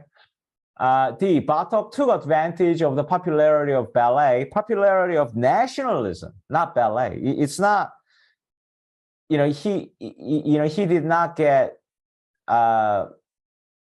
his music didn't get popular because he chose ballet. That's what D is saying. If you chose D, you're saying because his music was played in ballet, and ballet was very popular at the time, that's why his music became very popular and successful. That's what D is saying, right? So Bartok took advantage of the popularity of ballet there and wrote many ballet, right? That's not the reason. The reason is type of the music, folk music, which had local music, which had regions music, traditions music, and that matched with high level of nationalism at that time. So these are two elements, why and how Bartok's music became very popular and successful. Okay, so question 16, the correct answer is B. Okay, question 17. What does the professor mean when he says this? So we need to know what does he say. So it's an audio-based question. So let's listen to the question. What does the professor mean when he says this? A glissando is, well, I've got a recording of Bartok here. Okay, what does it say? So if you're struggling in listening section, one of the super tip I can give you for this audio-based question, actually write down notes when the question is being played. It's a very smart and clever thing to do. You should, and try to get more information as possible by note-taking and solve the question and find the right answer. You have better chance of getting the right answer by writing the question down. Okay, so what do you say? I got the glissando right here. Okay, right? Okay, let's listen to it again. I blab on too long. I kind of forgot exactly word for word. A glissando is, well, I've got a recording of Bartok here. Yeah, sorry. So glissando is, I got the recording of Bartok right here. Okay, right? So he's trying to give definition or explain glissando in words. Okay, glissando is, and then he kind of stops and he says, I got the recording right here, meaning I'll let you listen to it. Okay, rather than me just explaining to you by telling you in words. I got the recording right here means, if he has the music right there, he'll probably play it, right? Okay. All right. A, he wants to change the topic of discussion. No, he wants to show you. Show you in this context means play the music and let you listen to it. Okay. All right. B, he wants to acknowledge that the students may not be familiar with Bartok's music. It has nothing to do with not familiar or very familiar, right? It's like, I got the recording right here. So rather than me telling you, have listened to this, right? Okay, see, he believes the students should already be familiar. It's nothing to do, okay, right? Nothing to do with familiar, being familiar to Bartok or not. See, he'll use an example of glissando. Okay, this is how you spell it, glissando. Okay, so you just need to recognize, right? When you see it, okay, that's what I've written down in my note taking. Okay, cool, right? Glissando, to help define the term, yeah, he'll use, meaning he'll play the music here. Okay, he'll use the example of glissando rather than just trying to tell you in sentence, right? He'll use an example. So glissando is a music. So what do you mean by use an example? Use the music. He has the music here, so he'll play it. And that's use here. Okay? Yeah. So 17, D. So question 17, the correct answer is D. That's it, guys. 6 questions, 1 lecture passage. Yeah, I hope you enjoy the lecture. I did. And thank you for watching this video till the end. I really appreciate you studying with me. So let's keep going, and I'll see you in my next video. Thank you for watching. Have a great day. Bye. Hello, everyone. This is James Song here. Great to see you. Thanks for watching my video. Today we have a listening lesson. It's a conversation part of the TOEFL listening test. So let's listen to the passage and write some notes. Let's go. Listen to a conversation between a student and his biology professor. Well, you know, I'm writing my paper about whales and the paths they travel as they swim through the ocean, their migration patterns. Yes, I remember. And, well, I was thinking about it, and I realized I don't understand how they hold their breath underwater. It's a little crazy for me to be writing a paper about migration patterns without actually knowing how they stay underwater for so long. Did you do any research to find out how they do it? Yeah, I did. I searched on the internet, and there was a lot of information about whales, their habitats, the way they communicate, their songs. But if there was anything about whales and how they hold their breath, I missed it. I've got a bunch of books. Actually, I've got so much information, it's a little overwhelming. I'm surprised there was nothing about it in any of those books. Well, to be honest, I've only skimmed them so far. I'm still working on finding sources. Okay. I know I encouraged everyone in class to look at a substantial number of sources, but I don't want you to get overwhelmed. Looking at a number of sources gives you a good knowledge base, but students only have a limited amount of time to work on each paper. I don't expect you to read a dozen books on whales for this assignment. Focus on just a few. Okay, thanks. Since you're already here, I can give you a quick summary of how whales hold their breath underwater. It's just a matter of certain adaptations in their anatomy, specifically in their circulatory system. So the blood flow is what makes the difference? Yes, and in a couple of ways. First, blood makes up a larger share of a whale's weight than in other mammals. So they can store more oxygen because they have more blood? Yes, but that's only part of it. They also have a greater capacity than land animals to store oxygen in their blood. So how does having more oxygen in their blood help them stay underwater longer? It's the way the whale's blood carries oxygen to the rest of its body. Whales carefully conserve their oxygen when underwater in a couple of ways. When a whale dives, its metabolic rate drops, causing its heartbeat to slow down. And the blood flow to its muscles and some of its non-vital organs, like its kidneys, is also cut off. A whale's muscles and non-vital organs are able to function without oxygen for an extended period of time. I see. Well, now I can concentrate on my topic.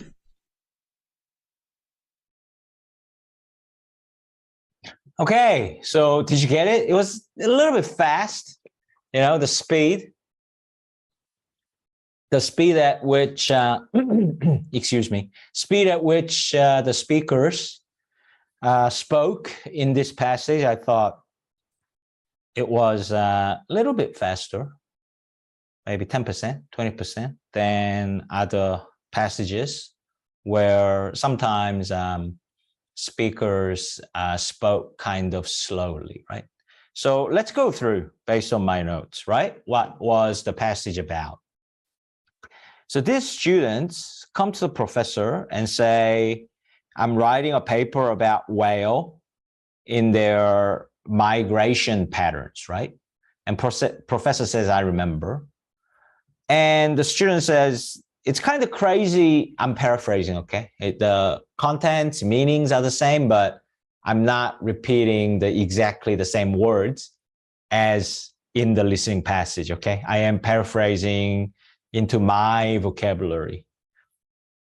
So student says, it's kind of crazy for him to think that he's trying to write a paper about whales migration when he doesn't even know how the whales hold their breath underwater, right? So and the professor says, did you do some research about it then to find out? And the student says, he went on the internet, there was a lot of information, but he couldn't find any holding breath information by whale. And also he looked at some books, but he was overwhelmed. Overwhelmed means, as you know, he couldn't understand it because it was too much or too hard, not really able to digest it. He was overwhelmed by the information. So couldn't really understand it. It was too much or too hard, right? And professor kind of puzzles, right? Like, really? You didn't find any information about whales holding breath underwater in the books? Really? There was nothing there?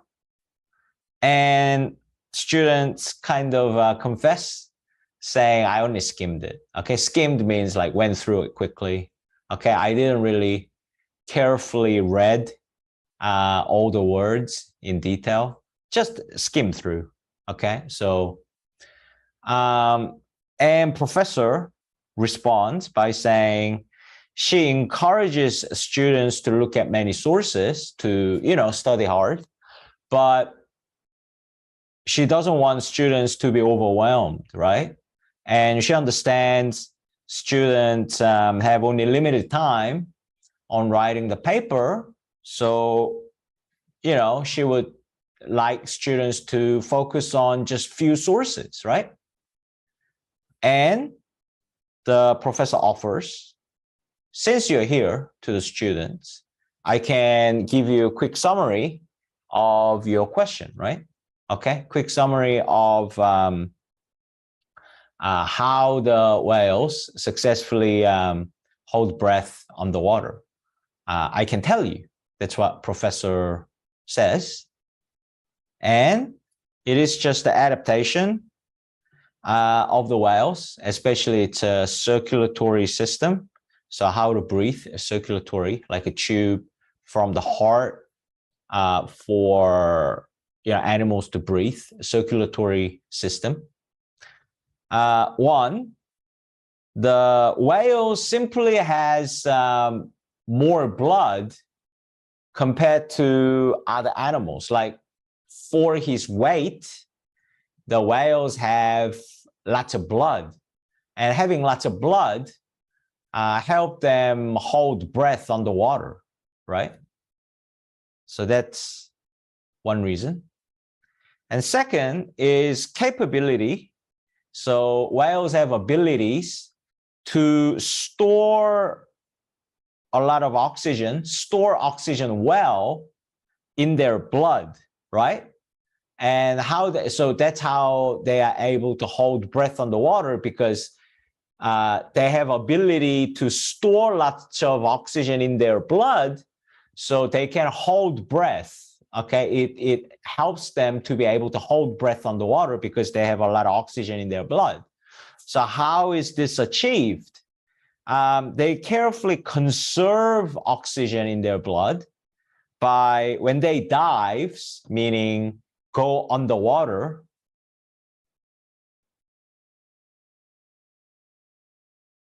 and when they have to hold breath, their metabolism goes down, so their heartbeats slow down, okay? So they are able to hold breath for longer. And the second reason is that they don't supply a lot of oxygen to the muscles and especially non-vital organs. So vital organs for human would be heart, brain, liver, kidney, and so forth, right? So non-vital organs, not vital, not important, not critical organs, whales do not provide a lot of oxygen, okay? Actually, they say they cut off oxygen to non-vital organs. So not heart, but non-vital, okay? Organs, they cut off their supply of oxygen, okay? When they're underwater. So that's how they conserve oxygen in their blood. So this is how they able to hold breath for a long time. So two things, right? Two body paragraphs here, right? First, they simply have larger amount of blood, larger share of blood compared to their body weight. And second, how they're able to conserve oxygen in their blood. And two ways, okay? And it finishes by these non-vital organs.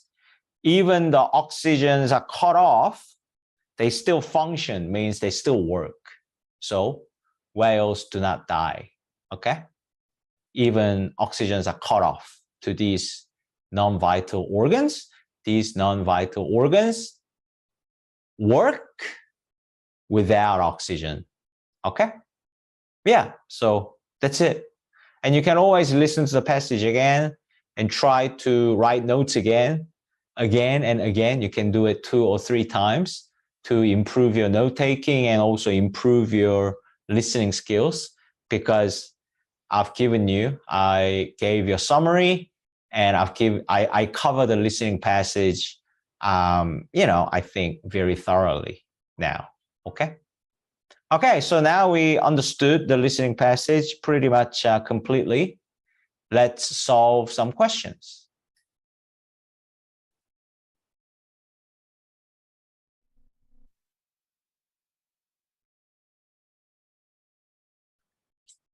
All right, question 18. So there are 5 questions in this conversation passage, 18, 19, 20, 21, and 22.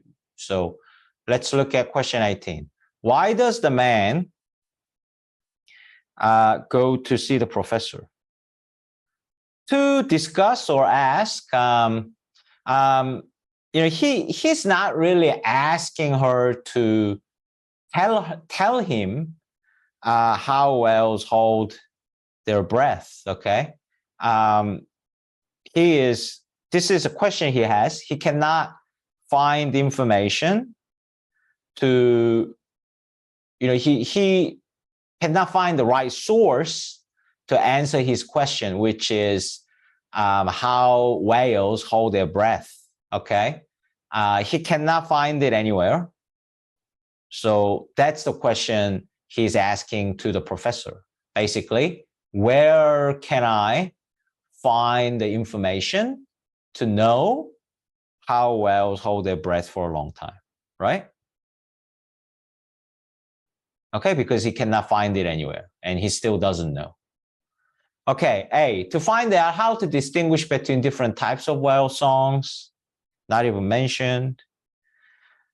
B, to request permission to change the topic, not even mentioned. To discuss the difference between using the internet and using books to find sources. So if you chose C, you are saying basically the man is asking professor about, professor, what do you think about using internet and using books to find resource? Which one's better? Or what do you think, using internet as a resource and books as a resource? What do you think? So that's C. So it's totally wrong and irrelevant to the question. It's not answering the question at all. To get help locating, find it, some information, how the whale able to hold breath underwater, for his paper. He's writing a paper, right? Migration pattern of whales. So this is exactly what I'm talking about, right?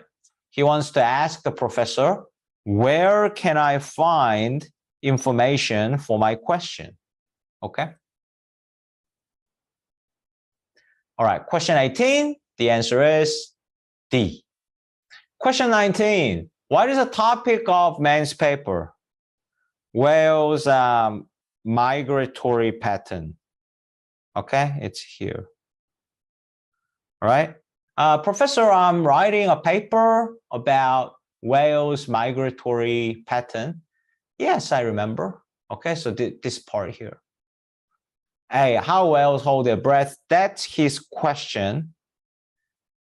This is not the title or topic of man's paper. He said, I am writing a paper about whales migration, but I thought that since I am trying to write a migration patterns of whales, it's crazy to think that I don't even know how the whales hold their breath underwater. So how can I write this paper? This is, at least something I need to know, right? So that's not the topic of the paper. Okay, so big trick. All right, B, whales migration pattern. Yep. Okay, that's the topic of his paper.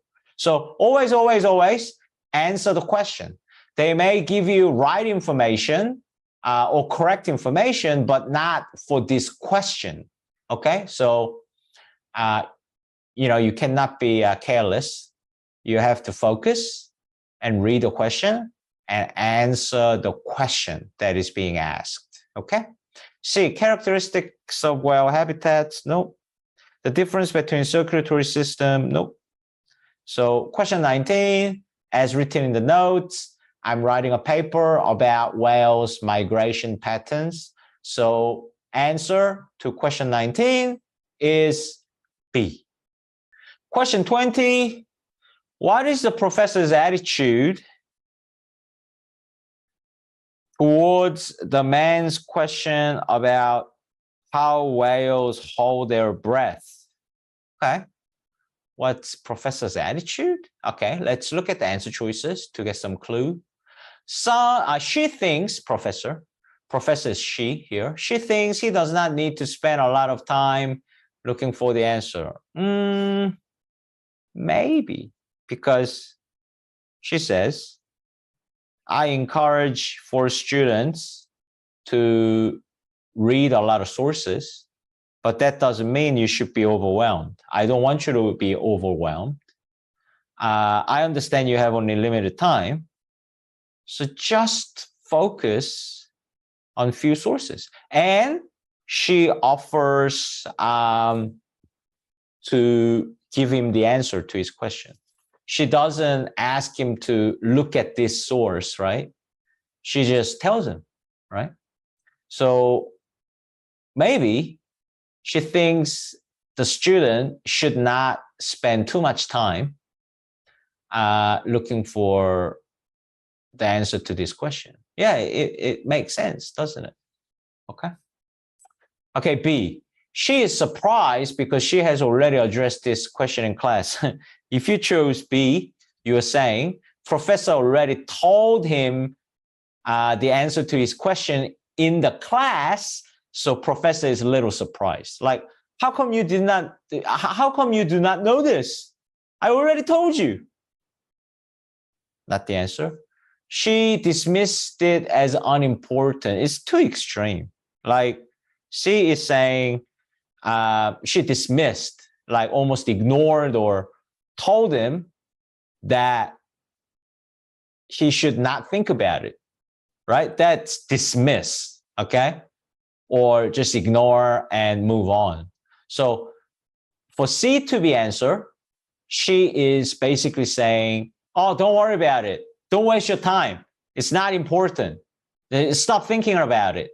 That's C.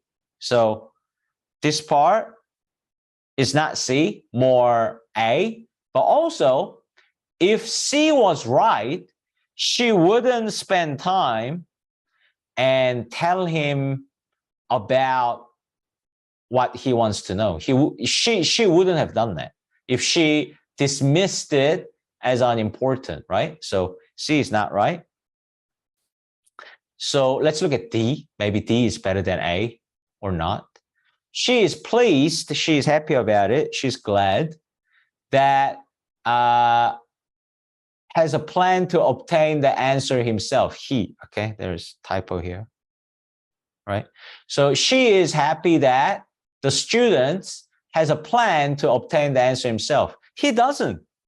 He doesn't have the plan. Like he's lost. Like I looked at it on the internet, and although I skimmed, I just read some books, but professor, like where can I find this information? That's what he implies, what he is implying. So this is not true. Okay? I mean, if this was true, he wouldn't ask professor this in the first place. It doesn't make sense, because if he already has a plan to get the information by himself, why bother saying this and asking this to the professor? It doesn't make sense, right? So A is the answer, and the source of the answer can be found from this part in note-taking and the listening passage. Okay, so question 20, the answer is A. Next question, question 21. Why does the professor mention limited time students have to complete their papers? Two things, I guess. She wants to tell the student that she understands. So don't try to look at everything or so many books and get overwhelmed. Just focus on few books only, all right? Don't try to look at as many books as possible, right? Focus on few relevant books. Don't go crazy, and understand the material, because you don't have a lot of time. So if you had unlimited time, you could look at many resources. But since you have only limited time to write papers, I understand, okay? Just focus on few resources, okay? All right, kind of similar, not similar, but you know, along the same line as question 20. Okay, let's look at answer choices. 2A, to suggest that looking at research on the internet is a good way to save time. No. She's not saying, look at internet because it will save your time. She's not saying that. B, to point out that the library has reduced the amount of time it is open each day. Well, what is it saying? Okay, she's saying, oh, be careful because library is reducing their opening time every day. So you better spend as much time as possible today in the library to find that information, because tomorrow opening hours will be reduced compared to today. And it's going to get worse every day. So you will have no time to research in the library. That's ridiculous. So that's what B is saying. I'm not saying that's the answer. So B is out. C, to indicate her expectations for the amount of research to be done for the paper. Yeah, okay. She doesn't expect students to go crazy and, you know, get the information from so many sources. Just focus on few, because I understand you only have limited time. All right, so C is perfect. D, to emphasize the importance of starting to write a paper a couple of weeks is not about the timing, guys, right? At all. This question is not about like timing of writing paper, when to start. It's nothing to do with that, right? So question 21, the correct answer is C. Okay, moving right along, question 22. According to the professor, how does a whale conserve oxygen while underwater? How does a whale do that?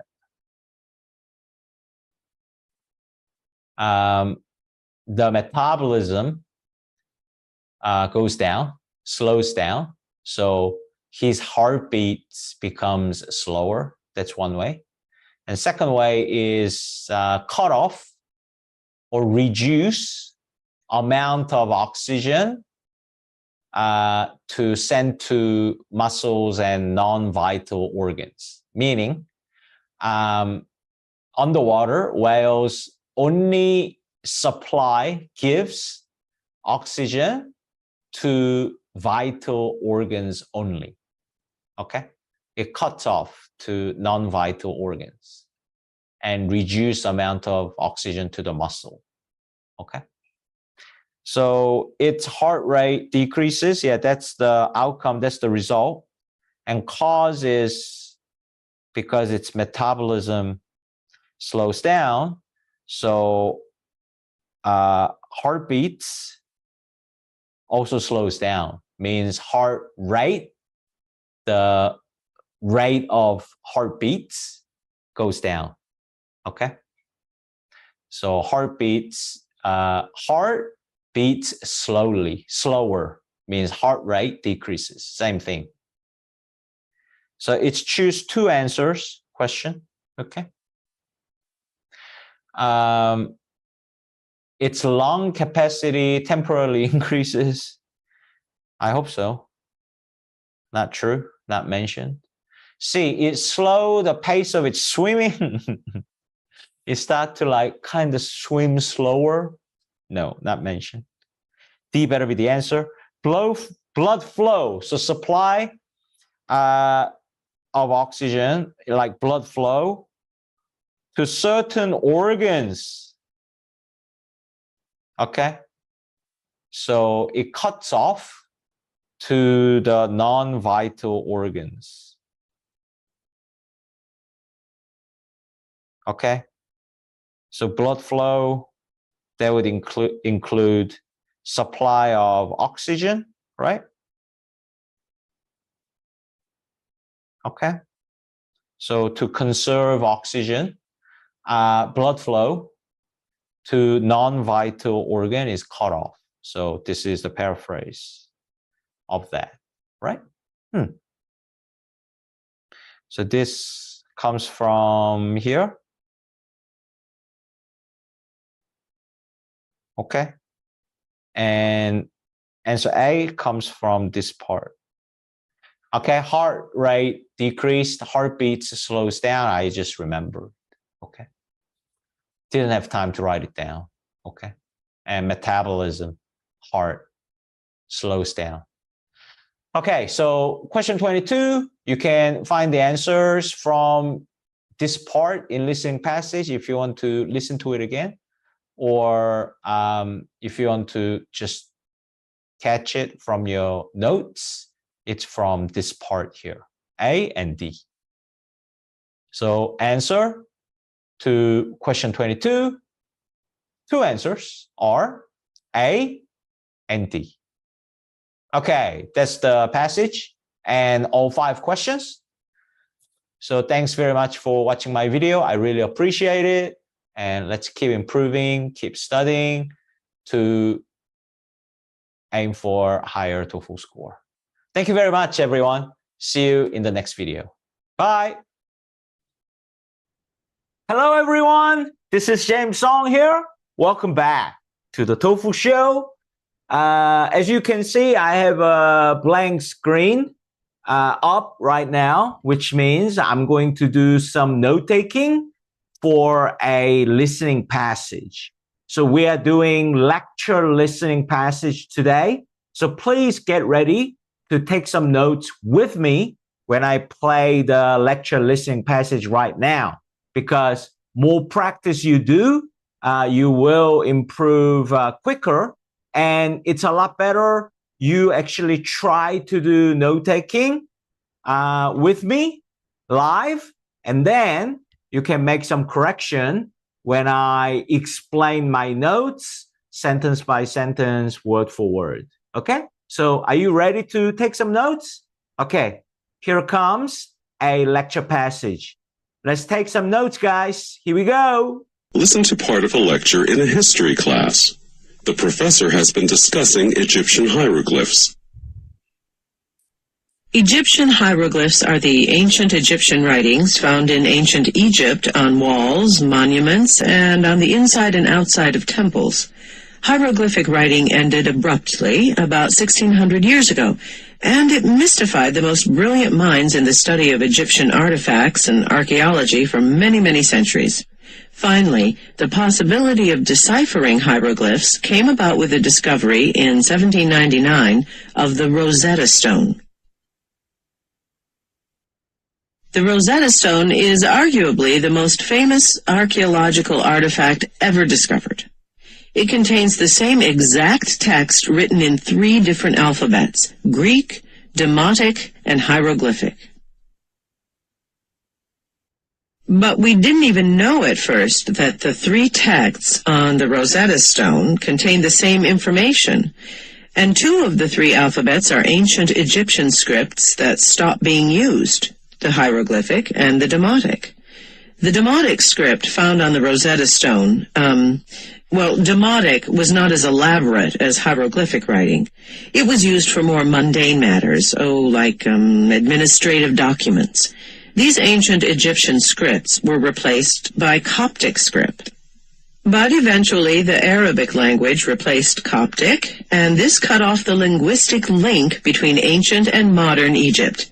Now, the Rosetta Stone was remarkable because, as I said, on it was the same text in 3 different alphabets: Greek, Demotic, and hieroglyphic.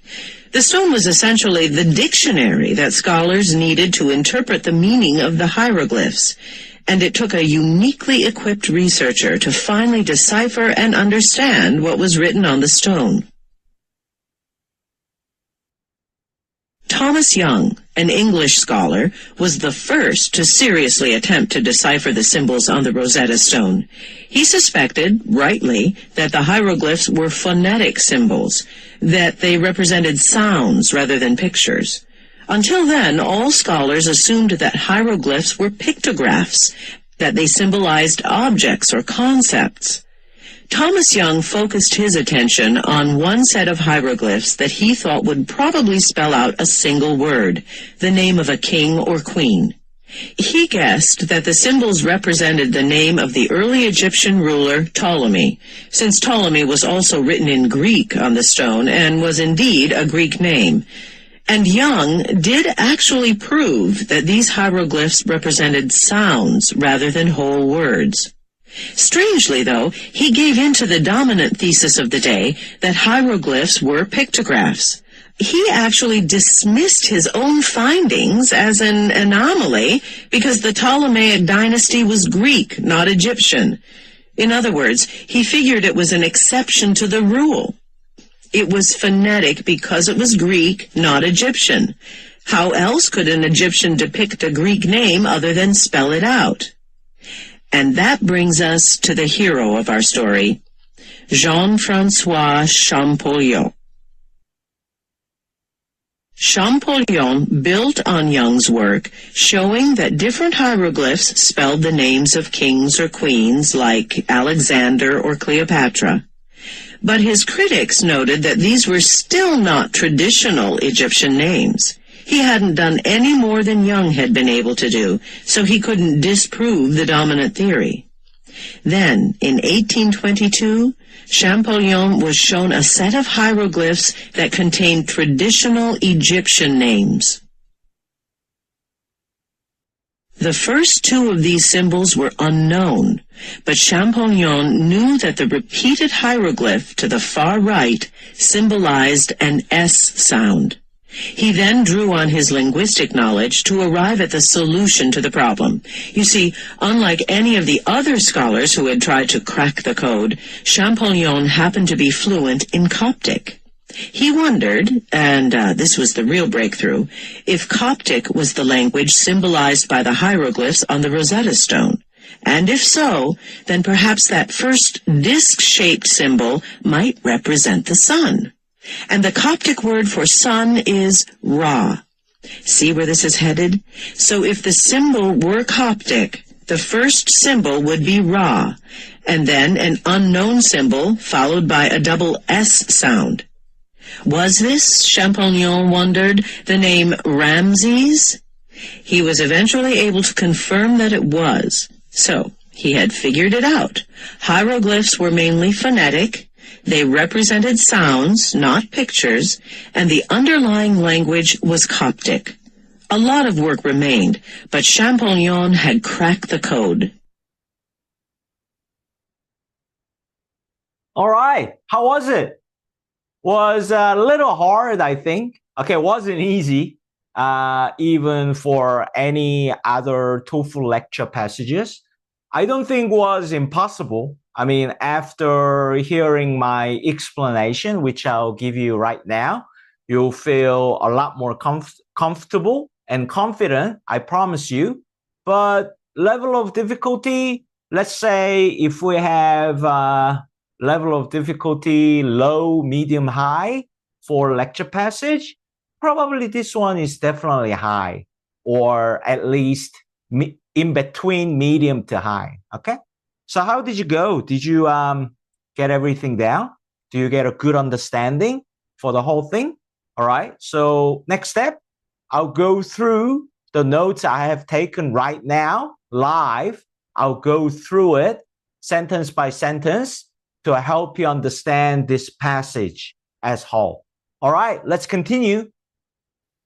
Okay, guys, let's go through the notes. So Egyptian hieroglyph is ancient Egyptian writing. It was used for walls and temples and places like that. Probably very decorative writing system they used to decorate.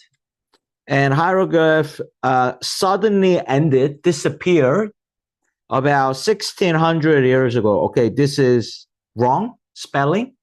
K is short for thousand, so sometimes I use it. So I wrote 16,000 years ago, but I remember now, I'm sorry. You said hieroglyphy suddenly ended from around 1600 years ago. Okay, that's what the listening said exactly. So sorry about that.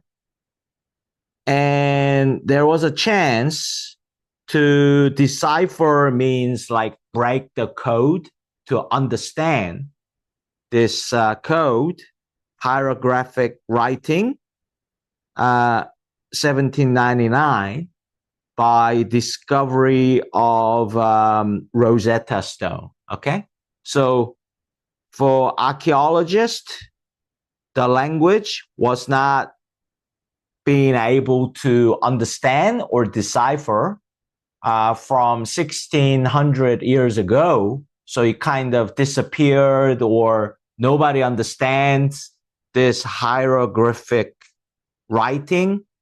Okay, but the world now got the chance again to recover the ability to decipher and understand hieroglyph by discovering artifacts called Rosetta Stone, 1799. Okay, let's find out why. So Rosetta Stone is probably one of the most famous archaeological artifacts ever, because it has text written in 3 different writing alphabets. Okay, Greek, Demotic, and hieroglyphs. And these messages has same meaning in different writing, in different language, in different alphabets, but meaning is the same information in different alphabets.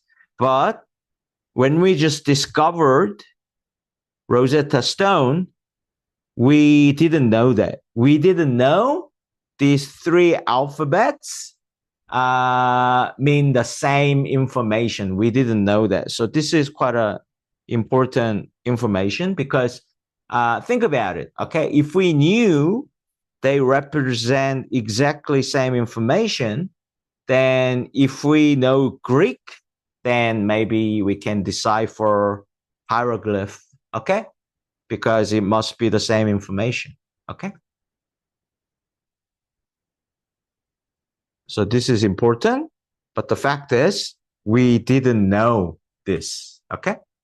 It was just text in 3 different languages, and we cannot decipher, understand hieroglyph, okay? But we want to. How do we do this, okay?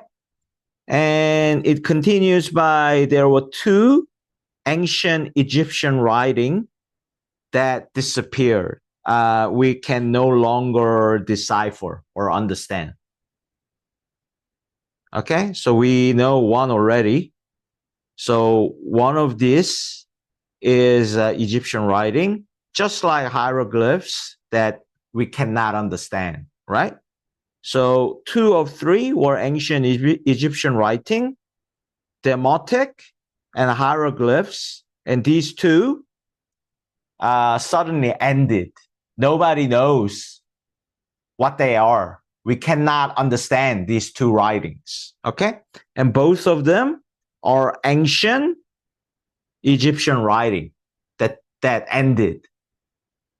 So to explain demotic, it was not elaborate as hieroglyphs. So hieroglyphs were used, I didn't write it down, but it was like rare archaeological artifacts, you know? Hieroglyphs were ancient Egyptian writing used in walls and temples. So it was a very decorative writing, okay? But demotic wasn't elaborate. So it was very mundane, means mundane here means very common, maybe boring, maybe very simple, static, okay? Like everyday stuff, common. So demotic writing was perhaps used as admin document, administration document back in the day, all right? And the demotic was replaced by Coptic writing, Coptic language, name of writing. And then Coptic was later replaced by Arabic. Because of that, so this means Arabic and demotic did not have any link, language link, writing link. So these 2 had link, okay? Because it evolved to Coptic, it was replaced by Coptic. And Coptic and Arabic has some links because Coptic became Arabic. But unfortunately, there was no link between demotic and Arabic. So because there was no link, the ancient Egyptian writing, demotic and hieroglyphs, and modern Egyptian writing, these 2 connection was ended forever. Okay? All right. And then professor says something like, so Rosetta Stone can become like a dictionary, is a dictionary for hieroglyphs because it has demotic, which is also ancient Egyptian writing, and another language. And it had a same meaning. right? So we can use Rosetta Stone, hopefully, to understand hieroglyphs. But it's pity like how we didn't know the three texts in different writing, in different alphabets, in different languages, had same information, right? If we knew this, then we would have been able to decipher a hieroglyph pretty much straight away if you knew the Greek writing, right? So that's a pity. But anyway, so how do we find this out? So first, English scholar that made a real good attempt, try to decipher hieroglyph was a scholar named Thomas Young. How? He realized hieroglyph is phonetic sound, like an English alphabet, represent the sound rather than symbol or concept, okay? So he learned that, he realized this, it was not a pictogram, right? And this was a conventional norm. Other scholars, the dominant belief was that hieroglyph was a pictogram, was not phonic, okay? So Thomas Young was right. So he thought some of the hieroglyphic writing on Rosetta Stone represents a name of king or queen, okay? So for example, he thought it represented early Egyptian ruler named Ptolemy, okay?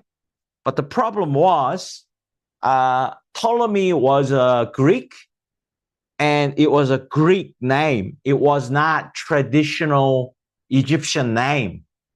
So, although he was right, sadly, surprisingly, he gave up to the conventional norm. He dropped his own theory and said, okay, maybe I'm wrong. Maybe I'm not right. As conventional norm says, add majority and dominant. Other scholars claim maybe they're right and I'm wrong. Maybe hieroglyph is a pictogram because Ptolemy that I'm trying to prove with a name is not an Egyptian name. It's a Greek name. So maybe it was just one exception that I got it right. But because it's one exception, because it was a Greek name, because it was like a foreign name to Egyptian, they made it as a phonic, like spelling. But as other people say, the norm is a pictogram. It's not phonic. It was phonic only in this case to represent the Greek name. So maybe I'm not right. Maybe it was only one exception. And he gave in. So professor is very disappointed that and surprised that he gave in to the norm, although professor hints that he was actually right. Okay.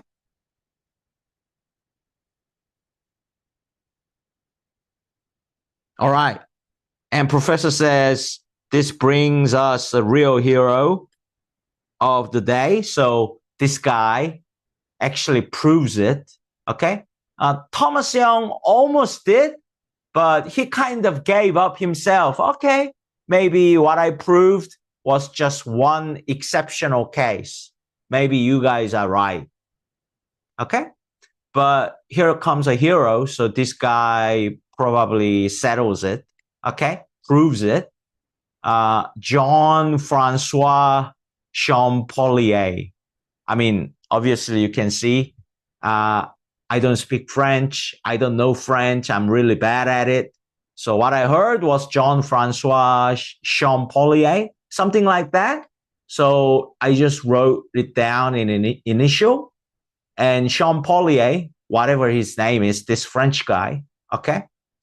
He also claimed that hieroglyphs, just like Thomas Young, it represents the spelling of the name of king and queen, like Alexander and Cleopatra. Okay, so same direction as Thomas Young. It represents the name of a king or a queen, and it's like an alphabet. It's a phonic. It's sound-driven. It's not a pictogram. But still, it was not anything more than Thomas Young, right? So he could not totally disprove the current norm was wrong. And another thing is, it was not traditional Egyptian name. It was Alexander or Cleopatra. It was a Greek name. So his claim is nothing different to Thomas Young. So he is stuck in there. He is stopped there. So maybe professor is implying if Champollion was proving traditional Egyptian name as a phonic sound, then Champollion will be able to prove this. But he was only raising the case with the Greek name, and this is no different to Thomas Young. So hopefully he can prove this with Egyptian name. Let's find out. 1822, Champollion was dealing with traditional Egyptian name this time on Rosetta Stone, not a Greek name. So hopefully this is it. All right. So he's saying like beginning two symbols. It's unknown. We don't know this. But he thought the later on the right two symbols represent S sound because he believes hieroglyph is a phonic. It's like an alphabet representing sound. He thought on the right two symbols were S sounds, maybe. Why did he think this? Because unlike other scholars, Champollion was fluent in Coptic writing, Coptic language. What is Coptic? Let's go up. Coptic was writing that replaced Demotic, right? Here we go. Coptic writing is a writing that replaced Demotic. So you could say Demotic, ancient Egyptian writing, just like hieroglyphs, changed into Coptic. So it's related to Demotic, ancient Egyptian writing. And then Coptic later changed into or evolved to Arabic, right? So is one of the, it's related to Demotic. So it's related to the ancient Egyptian writing, okay? So since he was fluent in Coptic, that is related to Demotic, which is also ancient Egyptian writing, just like hieroglyphs, he thought the symbol, so first symbol that we didn't know, represented the sun. And if it represented the sun, in Coptic language, it is Ra. Okay? So maybe Coptic is a pictogram. Okay? So in Coptic, it represents the sun.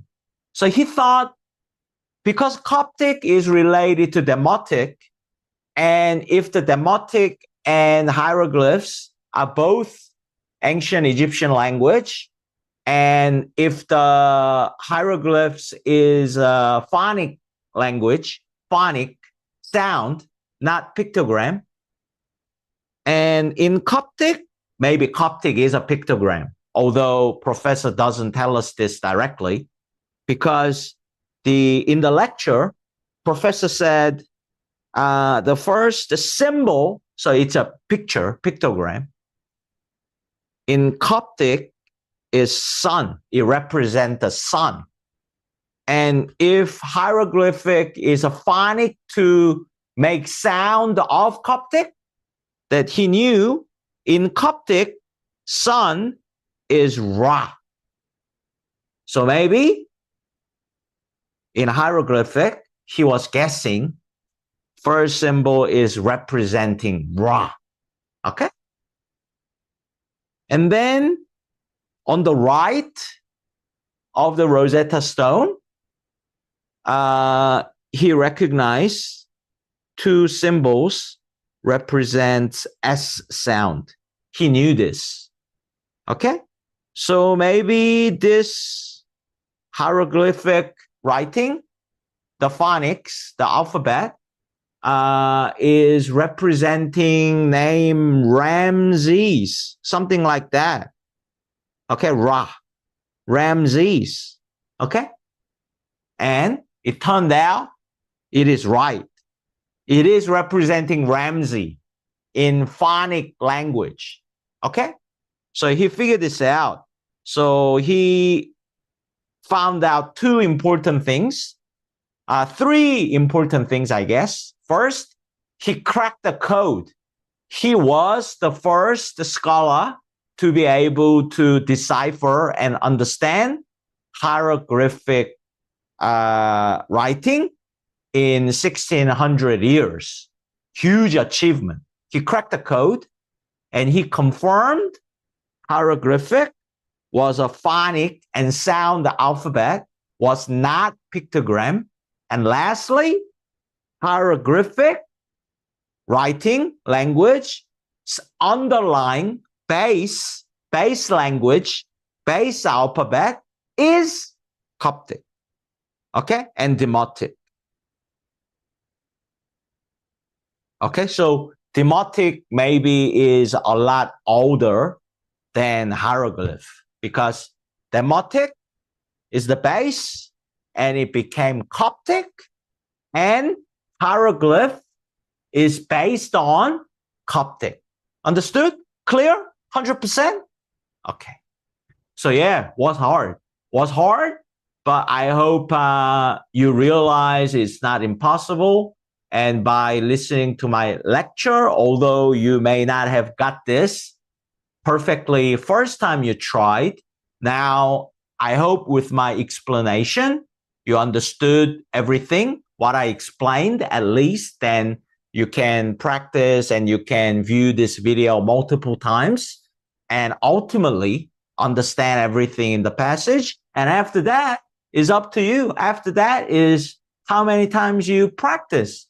5 times or 10 times, listening to the same page, same passage again and again, and writing notes real time again and again, pretending you're doing for the first time, which will help you note-taking skills and help your listening skills and understanding listening passage also.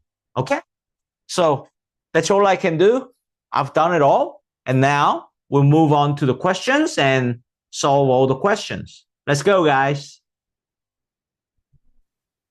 All right. Final chapter is questions. Of course, we need to get every question right. Okay? All right. So I have questions on the left and our note-taking on our right. So hopefully we can find all the answers from our beautiful notes. All right, here we go. Question 23. What is a lecture mainly about? So this question, obviously, main idea question. Okay, so we need to get the main idea of the whole passage, not just the important point of a particular paragraph, but all of the passage. Okay? Main idea. The history of language in ancient Egypt, definitely not mentioned. The process that was used to create hieroglyphic writing? No. Okay? Process maybe it was used to decipher hieroglyphic writing by using Rosetta Stone, something like that. So if you chose A, we need to know all the information of how hieroglyphic writing was born and how demotic writing was born. So definitely not mentioned.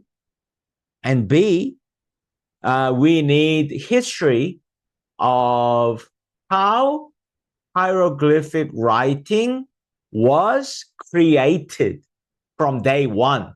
But our listening passage starts at when hieroglyphic writing was suddenly ended. So definitely not how it started, not at all. C, competition between two scholars to solve an archaeological puzzle. So do we have like Thomas Young competing against Jean-Francois Champollion? All right. So Thomas Young does this, Champollion does that, and two scholars are competing with each other, and ultimately Champollion won, something like that? Not at all. No competition. So Thomas Young kind of started the process well and recognized that hieroglyph was indeed phonic, the sound alphabet, not pictogram. And Champollion kind of carry on, okay, what Thomas Young started, okay? So D better be the answer, otherwise I'll be in trouble. The circumstances, so surrounding or situations that led to the solution of an archaeological puzzle. So archaeological puzzle here is referring to hieroglyphic writing on Rosetta Stone. And Champollion indeed offered a solution to decipher certain hieroglyphic writing. Okay, crack the code. And the circumstances surrounding that led to Champollion's success of deciphering this hieroglyphic writing on Rosetta Stone. Perfect. Move on. So question 23, the answer is D. Question 24, what was demotic script used for? What was it used for in ancient Egypt? So detailed question. So detailed question is like a good test question to test your note-taking skills. So although sometimes detailed question asks you some kind of little minor detail, not like super major detail. If you want to get the full score, absolutely perfect score, maybe that's the level of detail you want to write your notes to, okay? To get every question right. Or you need to remember some things that you may not have written down. One of two, right? I prefer the former, okay? So let's check whether I have written this down.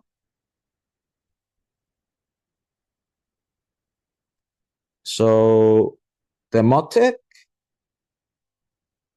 was not as elaborate as hieroglyphic writing. So it was like more mundane here. Okay, it was used for administrative document. Okay, so this is hieroglyphic. Here we go. Bang, right here. See, I have the answer written down. Okay, although it's a little minor, right? So maybe if you just written down up to mundane, or even if you didn't have anything down, then you just have to remember that hieroglyphic writing was A, was C, and D is not mentioned at all. I don't think C was mentioned either. A was mentioned in like first sentence of our listening passage. So hieroglyphic was very elaborated, okay, almost like an artwork kind of writing, whereas demotic was more common, mundane, such as used for administrative document. Okay, cool. Question 24, the answer is B, and it is right here. Feels good, doesn't it? Right here in our notes. Next question, please. All right. Question 25. Why was ancient Egyptian hieroglyphic writing was difficult for scholars to interpret? Okay, most fundamental reason, first of all, beginning of the passage, because hieroglyphic writing all of a sudden ended, disappeared, ended, meaning if writing is ended, what does it mean? It means it's no longer used. Okay, right? So nobody lives 1600 years, so nobody could pass on their knowledge to the next generation. Okay, so this is the most fundamental answer, because it's ended, meaning no longer used. And also, because of that, they also says here, just like demotic writing, which was also another ancient Egyptian writing, like hieroglyphs, it evolved, changed, replaced to Coptic, and it replaced again to Arabic. And unfortunately, when it was replaced by Arabic, the link between ancient Egyptian language and modern Egyptian language, the link has been ended, destroyed. There's no longer linked. You cannot find the link anymore. Okay? So A, the language that it was based on was no longer used. Right here. This one right here. Word for word. Okay? Hieroglyphic was suddenly ended 1600 years ago. And also, it is a bit more sophisticated, advanced question. Very good question that you may think you might just get the answer from right here. But at the end of the passage, what did it say? Underlying means base. What is a base language of hieroglyph? Which is older, demotic or hieroglyph? It wasn't mentioned directly, but it was mentioned indirectly, because it said hieroglyphic writings, underlying language was Coptic. And Coptic is a language that replaced demotic. So demotic is an underlying language of Coptic. So demotic is even older than Coptic.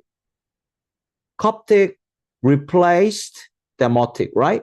And if hieroglyphs was based on Coptic, then it is based on demotic. Okay? All right? but Coptic or Demotic are also no longer used because it's changed to Arabic and the link has been ended forever. Okay, so first, hieroglyph ended, but also the language it was based on is same as underlying. So Coptic and Demotic also disappear. No more links. Okay, so A is the perfect answer, and answer comes from not only here, you're lucky guess if you got the answer from here, but actually here, and more importantly, comes from here. Okay, that's the perfect way to solve this question. All right, question 25, A. All right, question 26. What is the professor's opinion about Thomas Young's word with hieroglyphs? So professor was a little disappointed, not disappointed at Thomas Young, but disappointed at the situation where Thomas Young got this right, that hieroglyph is phonic and sound, not pictogram. Thomas Young got this right, but he kind of gave up on his opinion, although he was right. Okay, so professor was a little surprised, okay, a little saddened by how Thomas Young gave up on his accomplishment, although Thomas Young was right. Okay, so that is, let's find it from the notes to be perfect. Okay, let's go through. Thomas Young was first English scholar to really make a attempt. He realized it was phonic, not pictogram, and he tried to prove this by Ptolemy, who was an Egyptian ruler, and it proved to be right. Thomas Young was right, but because it was a Greek name, he kind of gave in to the norm of the day that hieroglyph was a pictogram, right? He kind of accepted that although he got it right, maybe it is just an exception because he is dealing with Greek name, not traditional Egyptian name. Okay, so professor was very surprised by that. Okay, I remember that. Sorry, it's kind of a little cheating. I didn't write that down, but I clearly remember the tone of professor's voice and what professor said, that, you know, she was really surprised, like why and how Thomas Young gave in to the norm of the day rather than persisting his own opinion, because Thomas Young was right. Okay. She feels that Young has not received the credit he deserves. Maybe, but this may be right, but I'm going to put triangle here because this is implied. It's not very direct. Like, she didn't mention this, like, oh, it's pity that although Champollion gets all the credit, since Thomas Young got it right, hieroglyph is phonic writing, and Thomas Young got this right before Champollion. So actually Thomas Young should get some credit. You know, she doesn't say that. So I'm going to put a triangle here just in case. It's very implied, indirect conclusion we're going to make. She's amazed that Young's conclusion about hieroglyph was correct. Maybe, maybe not. I mean, worse than A? It's still triangle, or I'm feeling B is wrong? Because amazed means like, wow, unbelievable. I cannot believe how he got that right. That's amazing. That's what B is saying. And professor is not saying that at all. C, she is surprised that Young did not recognize his own accomplishment. I think C is the answer. Okay? So what professor says exactly is, she's surprised. I cannot believe, I don't know why Thomas Young gave in to the norm of the day, although he got this right. Because what professor's saying here directly is that Thomas Young did not know exactly he got it right, and norm of the day was wrong, right? Because if Thomas Young knew he was right 100%, then he wouldn't have given in his opinion, gave up on his opinion, right? So professor is a little surprised by that, right? Like, why would he give in? Meaning, if he knew he was right, then, he would have just persisted, but he didn't. So obviously that means Thomas Young didn't know exactly what he has found out. Thomas Young didn't know exactly he got it right 100%, right? So she's a little surprised by that. Okay. D, she thinks that Young's work was not careful enough, not detailed enough, not good enough to be taken seriously. Totally out of the context. Even worse than A and B. B and D pretty much really strongly wrong. A is also wrong. Now we look at it, because A is like really overly inferenced, overly implied as an answer. And C is just right, although this question is an inference question. So you do need to make an inference to get this right. And C is the right inference. A is not. Okay? So if you want the backup facts from the notes, it's from here. Okay? All right. All right, question 26. The answer is C. Okay, question 27. According to professor, what led to the decoding of Rosetta Stone?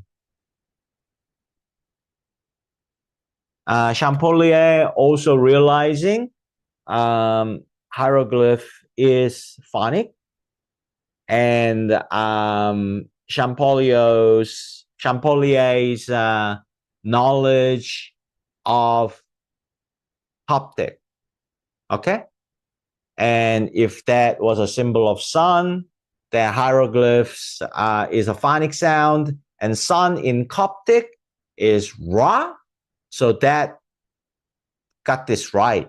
Okay? And also both Thomas Young and Champollion, both. Champollion, in this case, okay, that wanted to prove this thought he could prove this as hieroglyph was a letter, was a alphabet representing the name, okay, of king or queen, right? Greek name or traditional Egyptian name, okay? Ramsey, right? And before that, Alexander, Cleopatra, and before that, Thomas Young, Ptolemy, right? It was name of king and queen. Let's look at the answer choices. A, hieroglyph that represent the alphabet phonic sound of the name of a person. Yeah, that's kind of true, right? So ultimately, Ramsey, and before that, Alexander, Cleopatra, and with the Thomas Young, even Ptolemy, right? A is kind of right, okay? B, a written and oral description of historical event. Good. So it's just totally wrong. It's just not mentioned. I don't know what B is talking about at all. So thank you.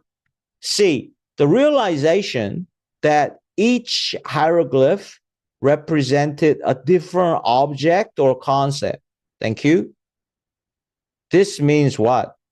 Hieroglyph is a pictogram. This is really clear. This is really important part of the passage, that hieroglyphic writing was not a pictogram that represent a concept or object, but it is a phonic alphabet that represent the sound of a word. Okay? So C is clearly opposite to the answer. So C is wrong. Thank you. B and C, totally wrong. D, the discovery that the word sun, Ra, wow, maybe D is the answer. Oof. So this is going to be a difficult question, I think, question 27. So the passage was pretty difficult. So the test maker, ETS, if they really wanted to, they could have made one or two really difficult questions with this passage. I think this is it. Okay. So 27, the discovery that the word sun, Ra, is written the same way in Greek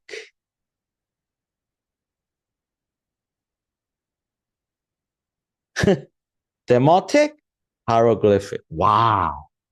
This is a good trick. This is a good question. Good quality, hard question. Okay? Only thing that is wrong is from here until here is painfully confusing. It's kind of right, but the discovery that the word sun is written the same way in Greek demotic hieroglyphic. Okay, take a step back. Take a deep breath, breathe in, breath out, and think about this. Does this sentence from here make sense or not? It does not make sense. If it's written in the same way, it's the same language, it's the same alphabet, written the same way? No, meaning the same way, means the same, means same information. This is nonsense, nonsensical. Written the same way in Greek, demotic, hieroglyphic. Then it's the same language. What are you talking about? Wow. So this is a difficult question, yeah? So ETS has really put in a lot of effort to confuse the student to hopefully choose D by just reading the answer choice until here. Wow, I got this note. Yes, this is exactly the most important point. Ra. Sun for Coptic is Ra. So if you make a sound, then it's a Ra. D is the answer. No, okay? You have to be really careful and read till the end of the answer choice. You have to read the whole sentence of the answer. Then you can realize this is nonsense. It doesn't even make sense. I cannot even comprehend this sentence, okay? How can this be written same way? It's a different language. It's written differently, but it means the same, okay? And also, if you're really advanced students, at the end, we can figure out, although professor doesn't tell us directly, that Coptic is, it wasn't Demotic that Champollion used, but the Coptic that Champollion explained about is a little pictogram. It was a symbol. So he said it was a symbol in Coptic for sun. So if we read it out with a sound as a hieroglyphic, then it could be Ra, right? So Coptic was a symbol. And anyway, I'm sorry, I'm dragging on. The D does not make sense, as I explained already 3 times or even 5 times maybe. I'm sorry to confuse you guys. So, wow, they really tried to trick us, okay? So let's confirm by reading A one more time. Hieroglyph that represent the name of a person as a sound alphabet. That led to decoding of Rosetta Stone. And also, we can confirm A is right because B, C, D now are all clearly wrong. Okay? So A is exactly right. And I already explained it. So, okay? Question 27, the answer is A. All right, guys. The last question. Question 28. How did Young's and Champollion's studies of hieroglyphs differ from the earlier studies of hieroglyphic writing? Very good question. I hope it's not as tricky as question 27, but this is a good question because it is asking the most important detail about this passage. It's trying to test whether the students understand the most important part or not.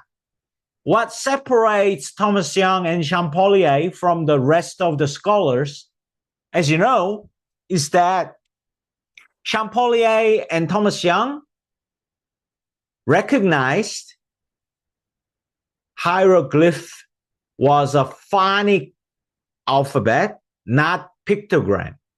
It represents the sound, not the concept or object. But the rest of the scholars, the norm of the day before Young and Champollion was they wrongly thought hieroglyph was a pictogram, right? So it's asking that. So it's a very good question, I feel, right? Let's look at the answer choice. Young and Champollion had access to large collection of hieroglyphic writing, whereas other scholars didn't get this large collection of hieroglyphic writing. Come on, guys. Not at all. Not mentioned. Okay, it's not an imagination test. It's a language test. Young and Champollion both guessed that hieroglyphs were symbols for sounds, not object or concept.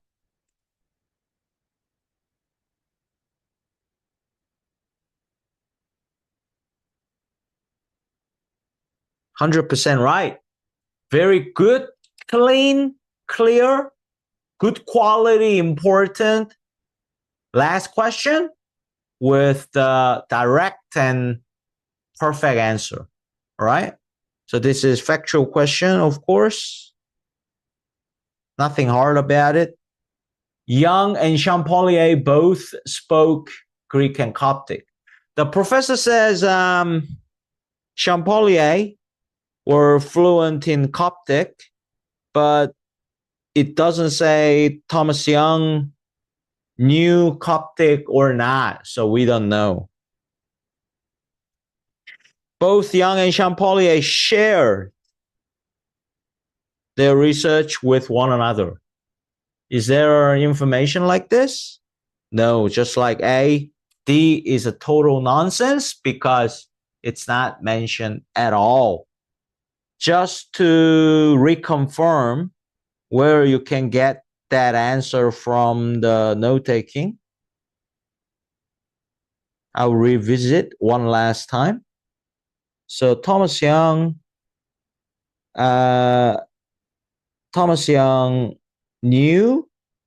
recognized hieroglyphs represent the sound. It was phonetic, not pictogram, right? And also Champollion got it just like Thomas Young. And then also it says one more time in its last sentence of the passage. Okay? Champollion confirmed hieroglyph was phonetic. It represents the sound. Boom. How do you like it? Perfect. Okay? So 6 questions down. Every question right, of course. And I hope you liked my explanation. And most importantly, you understood everything I said. Okay? Cool. That's it, guys. So that's another lecture passage. TOEFL listening done and dusted. And I hope you liked it and enjoyed the video. And I'll see you again in my next video. Thank you, guys.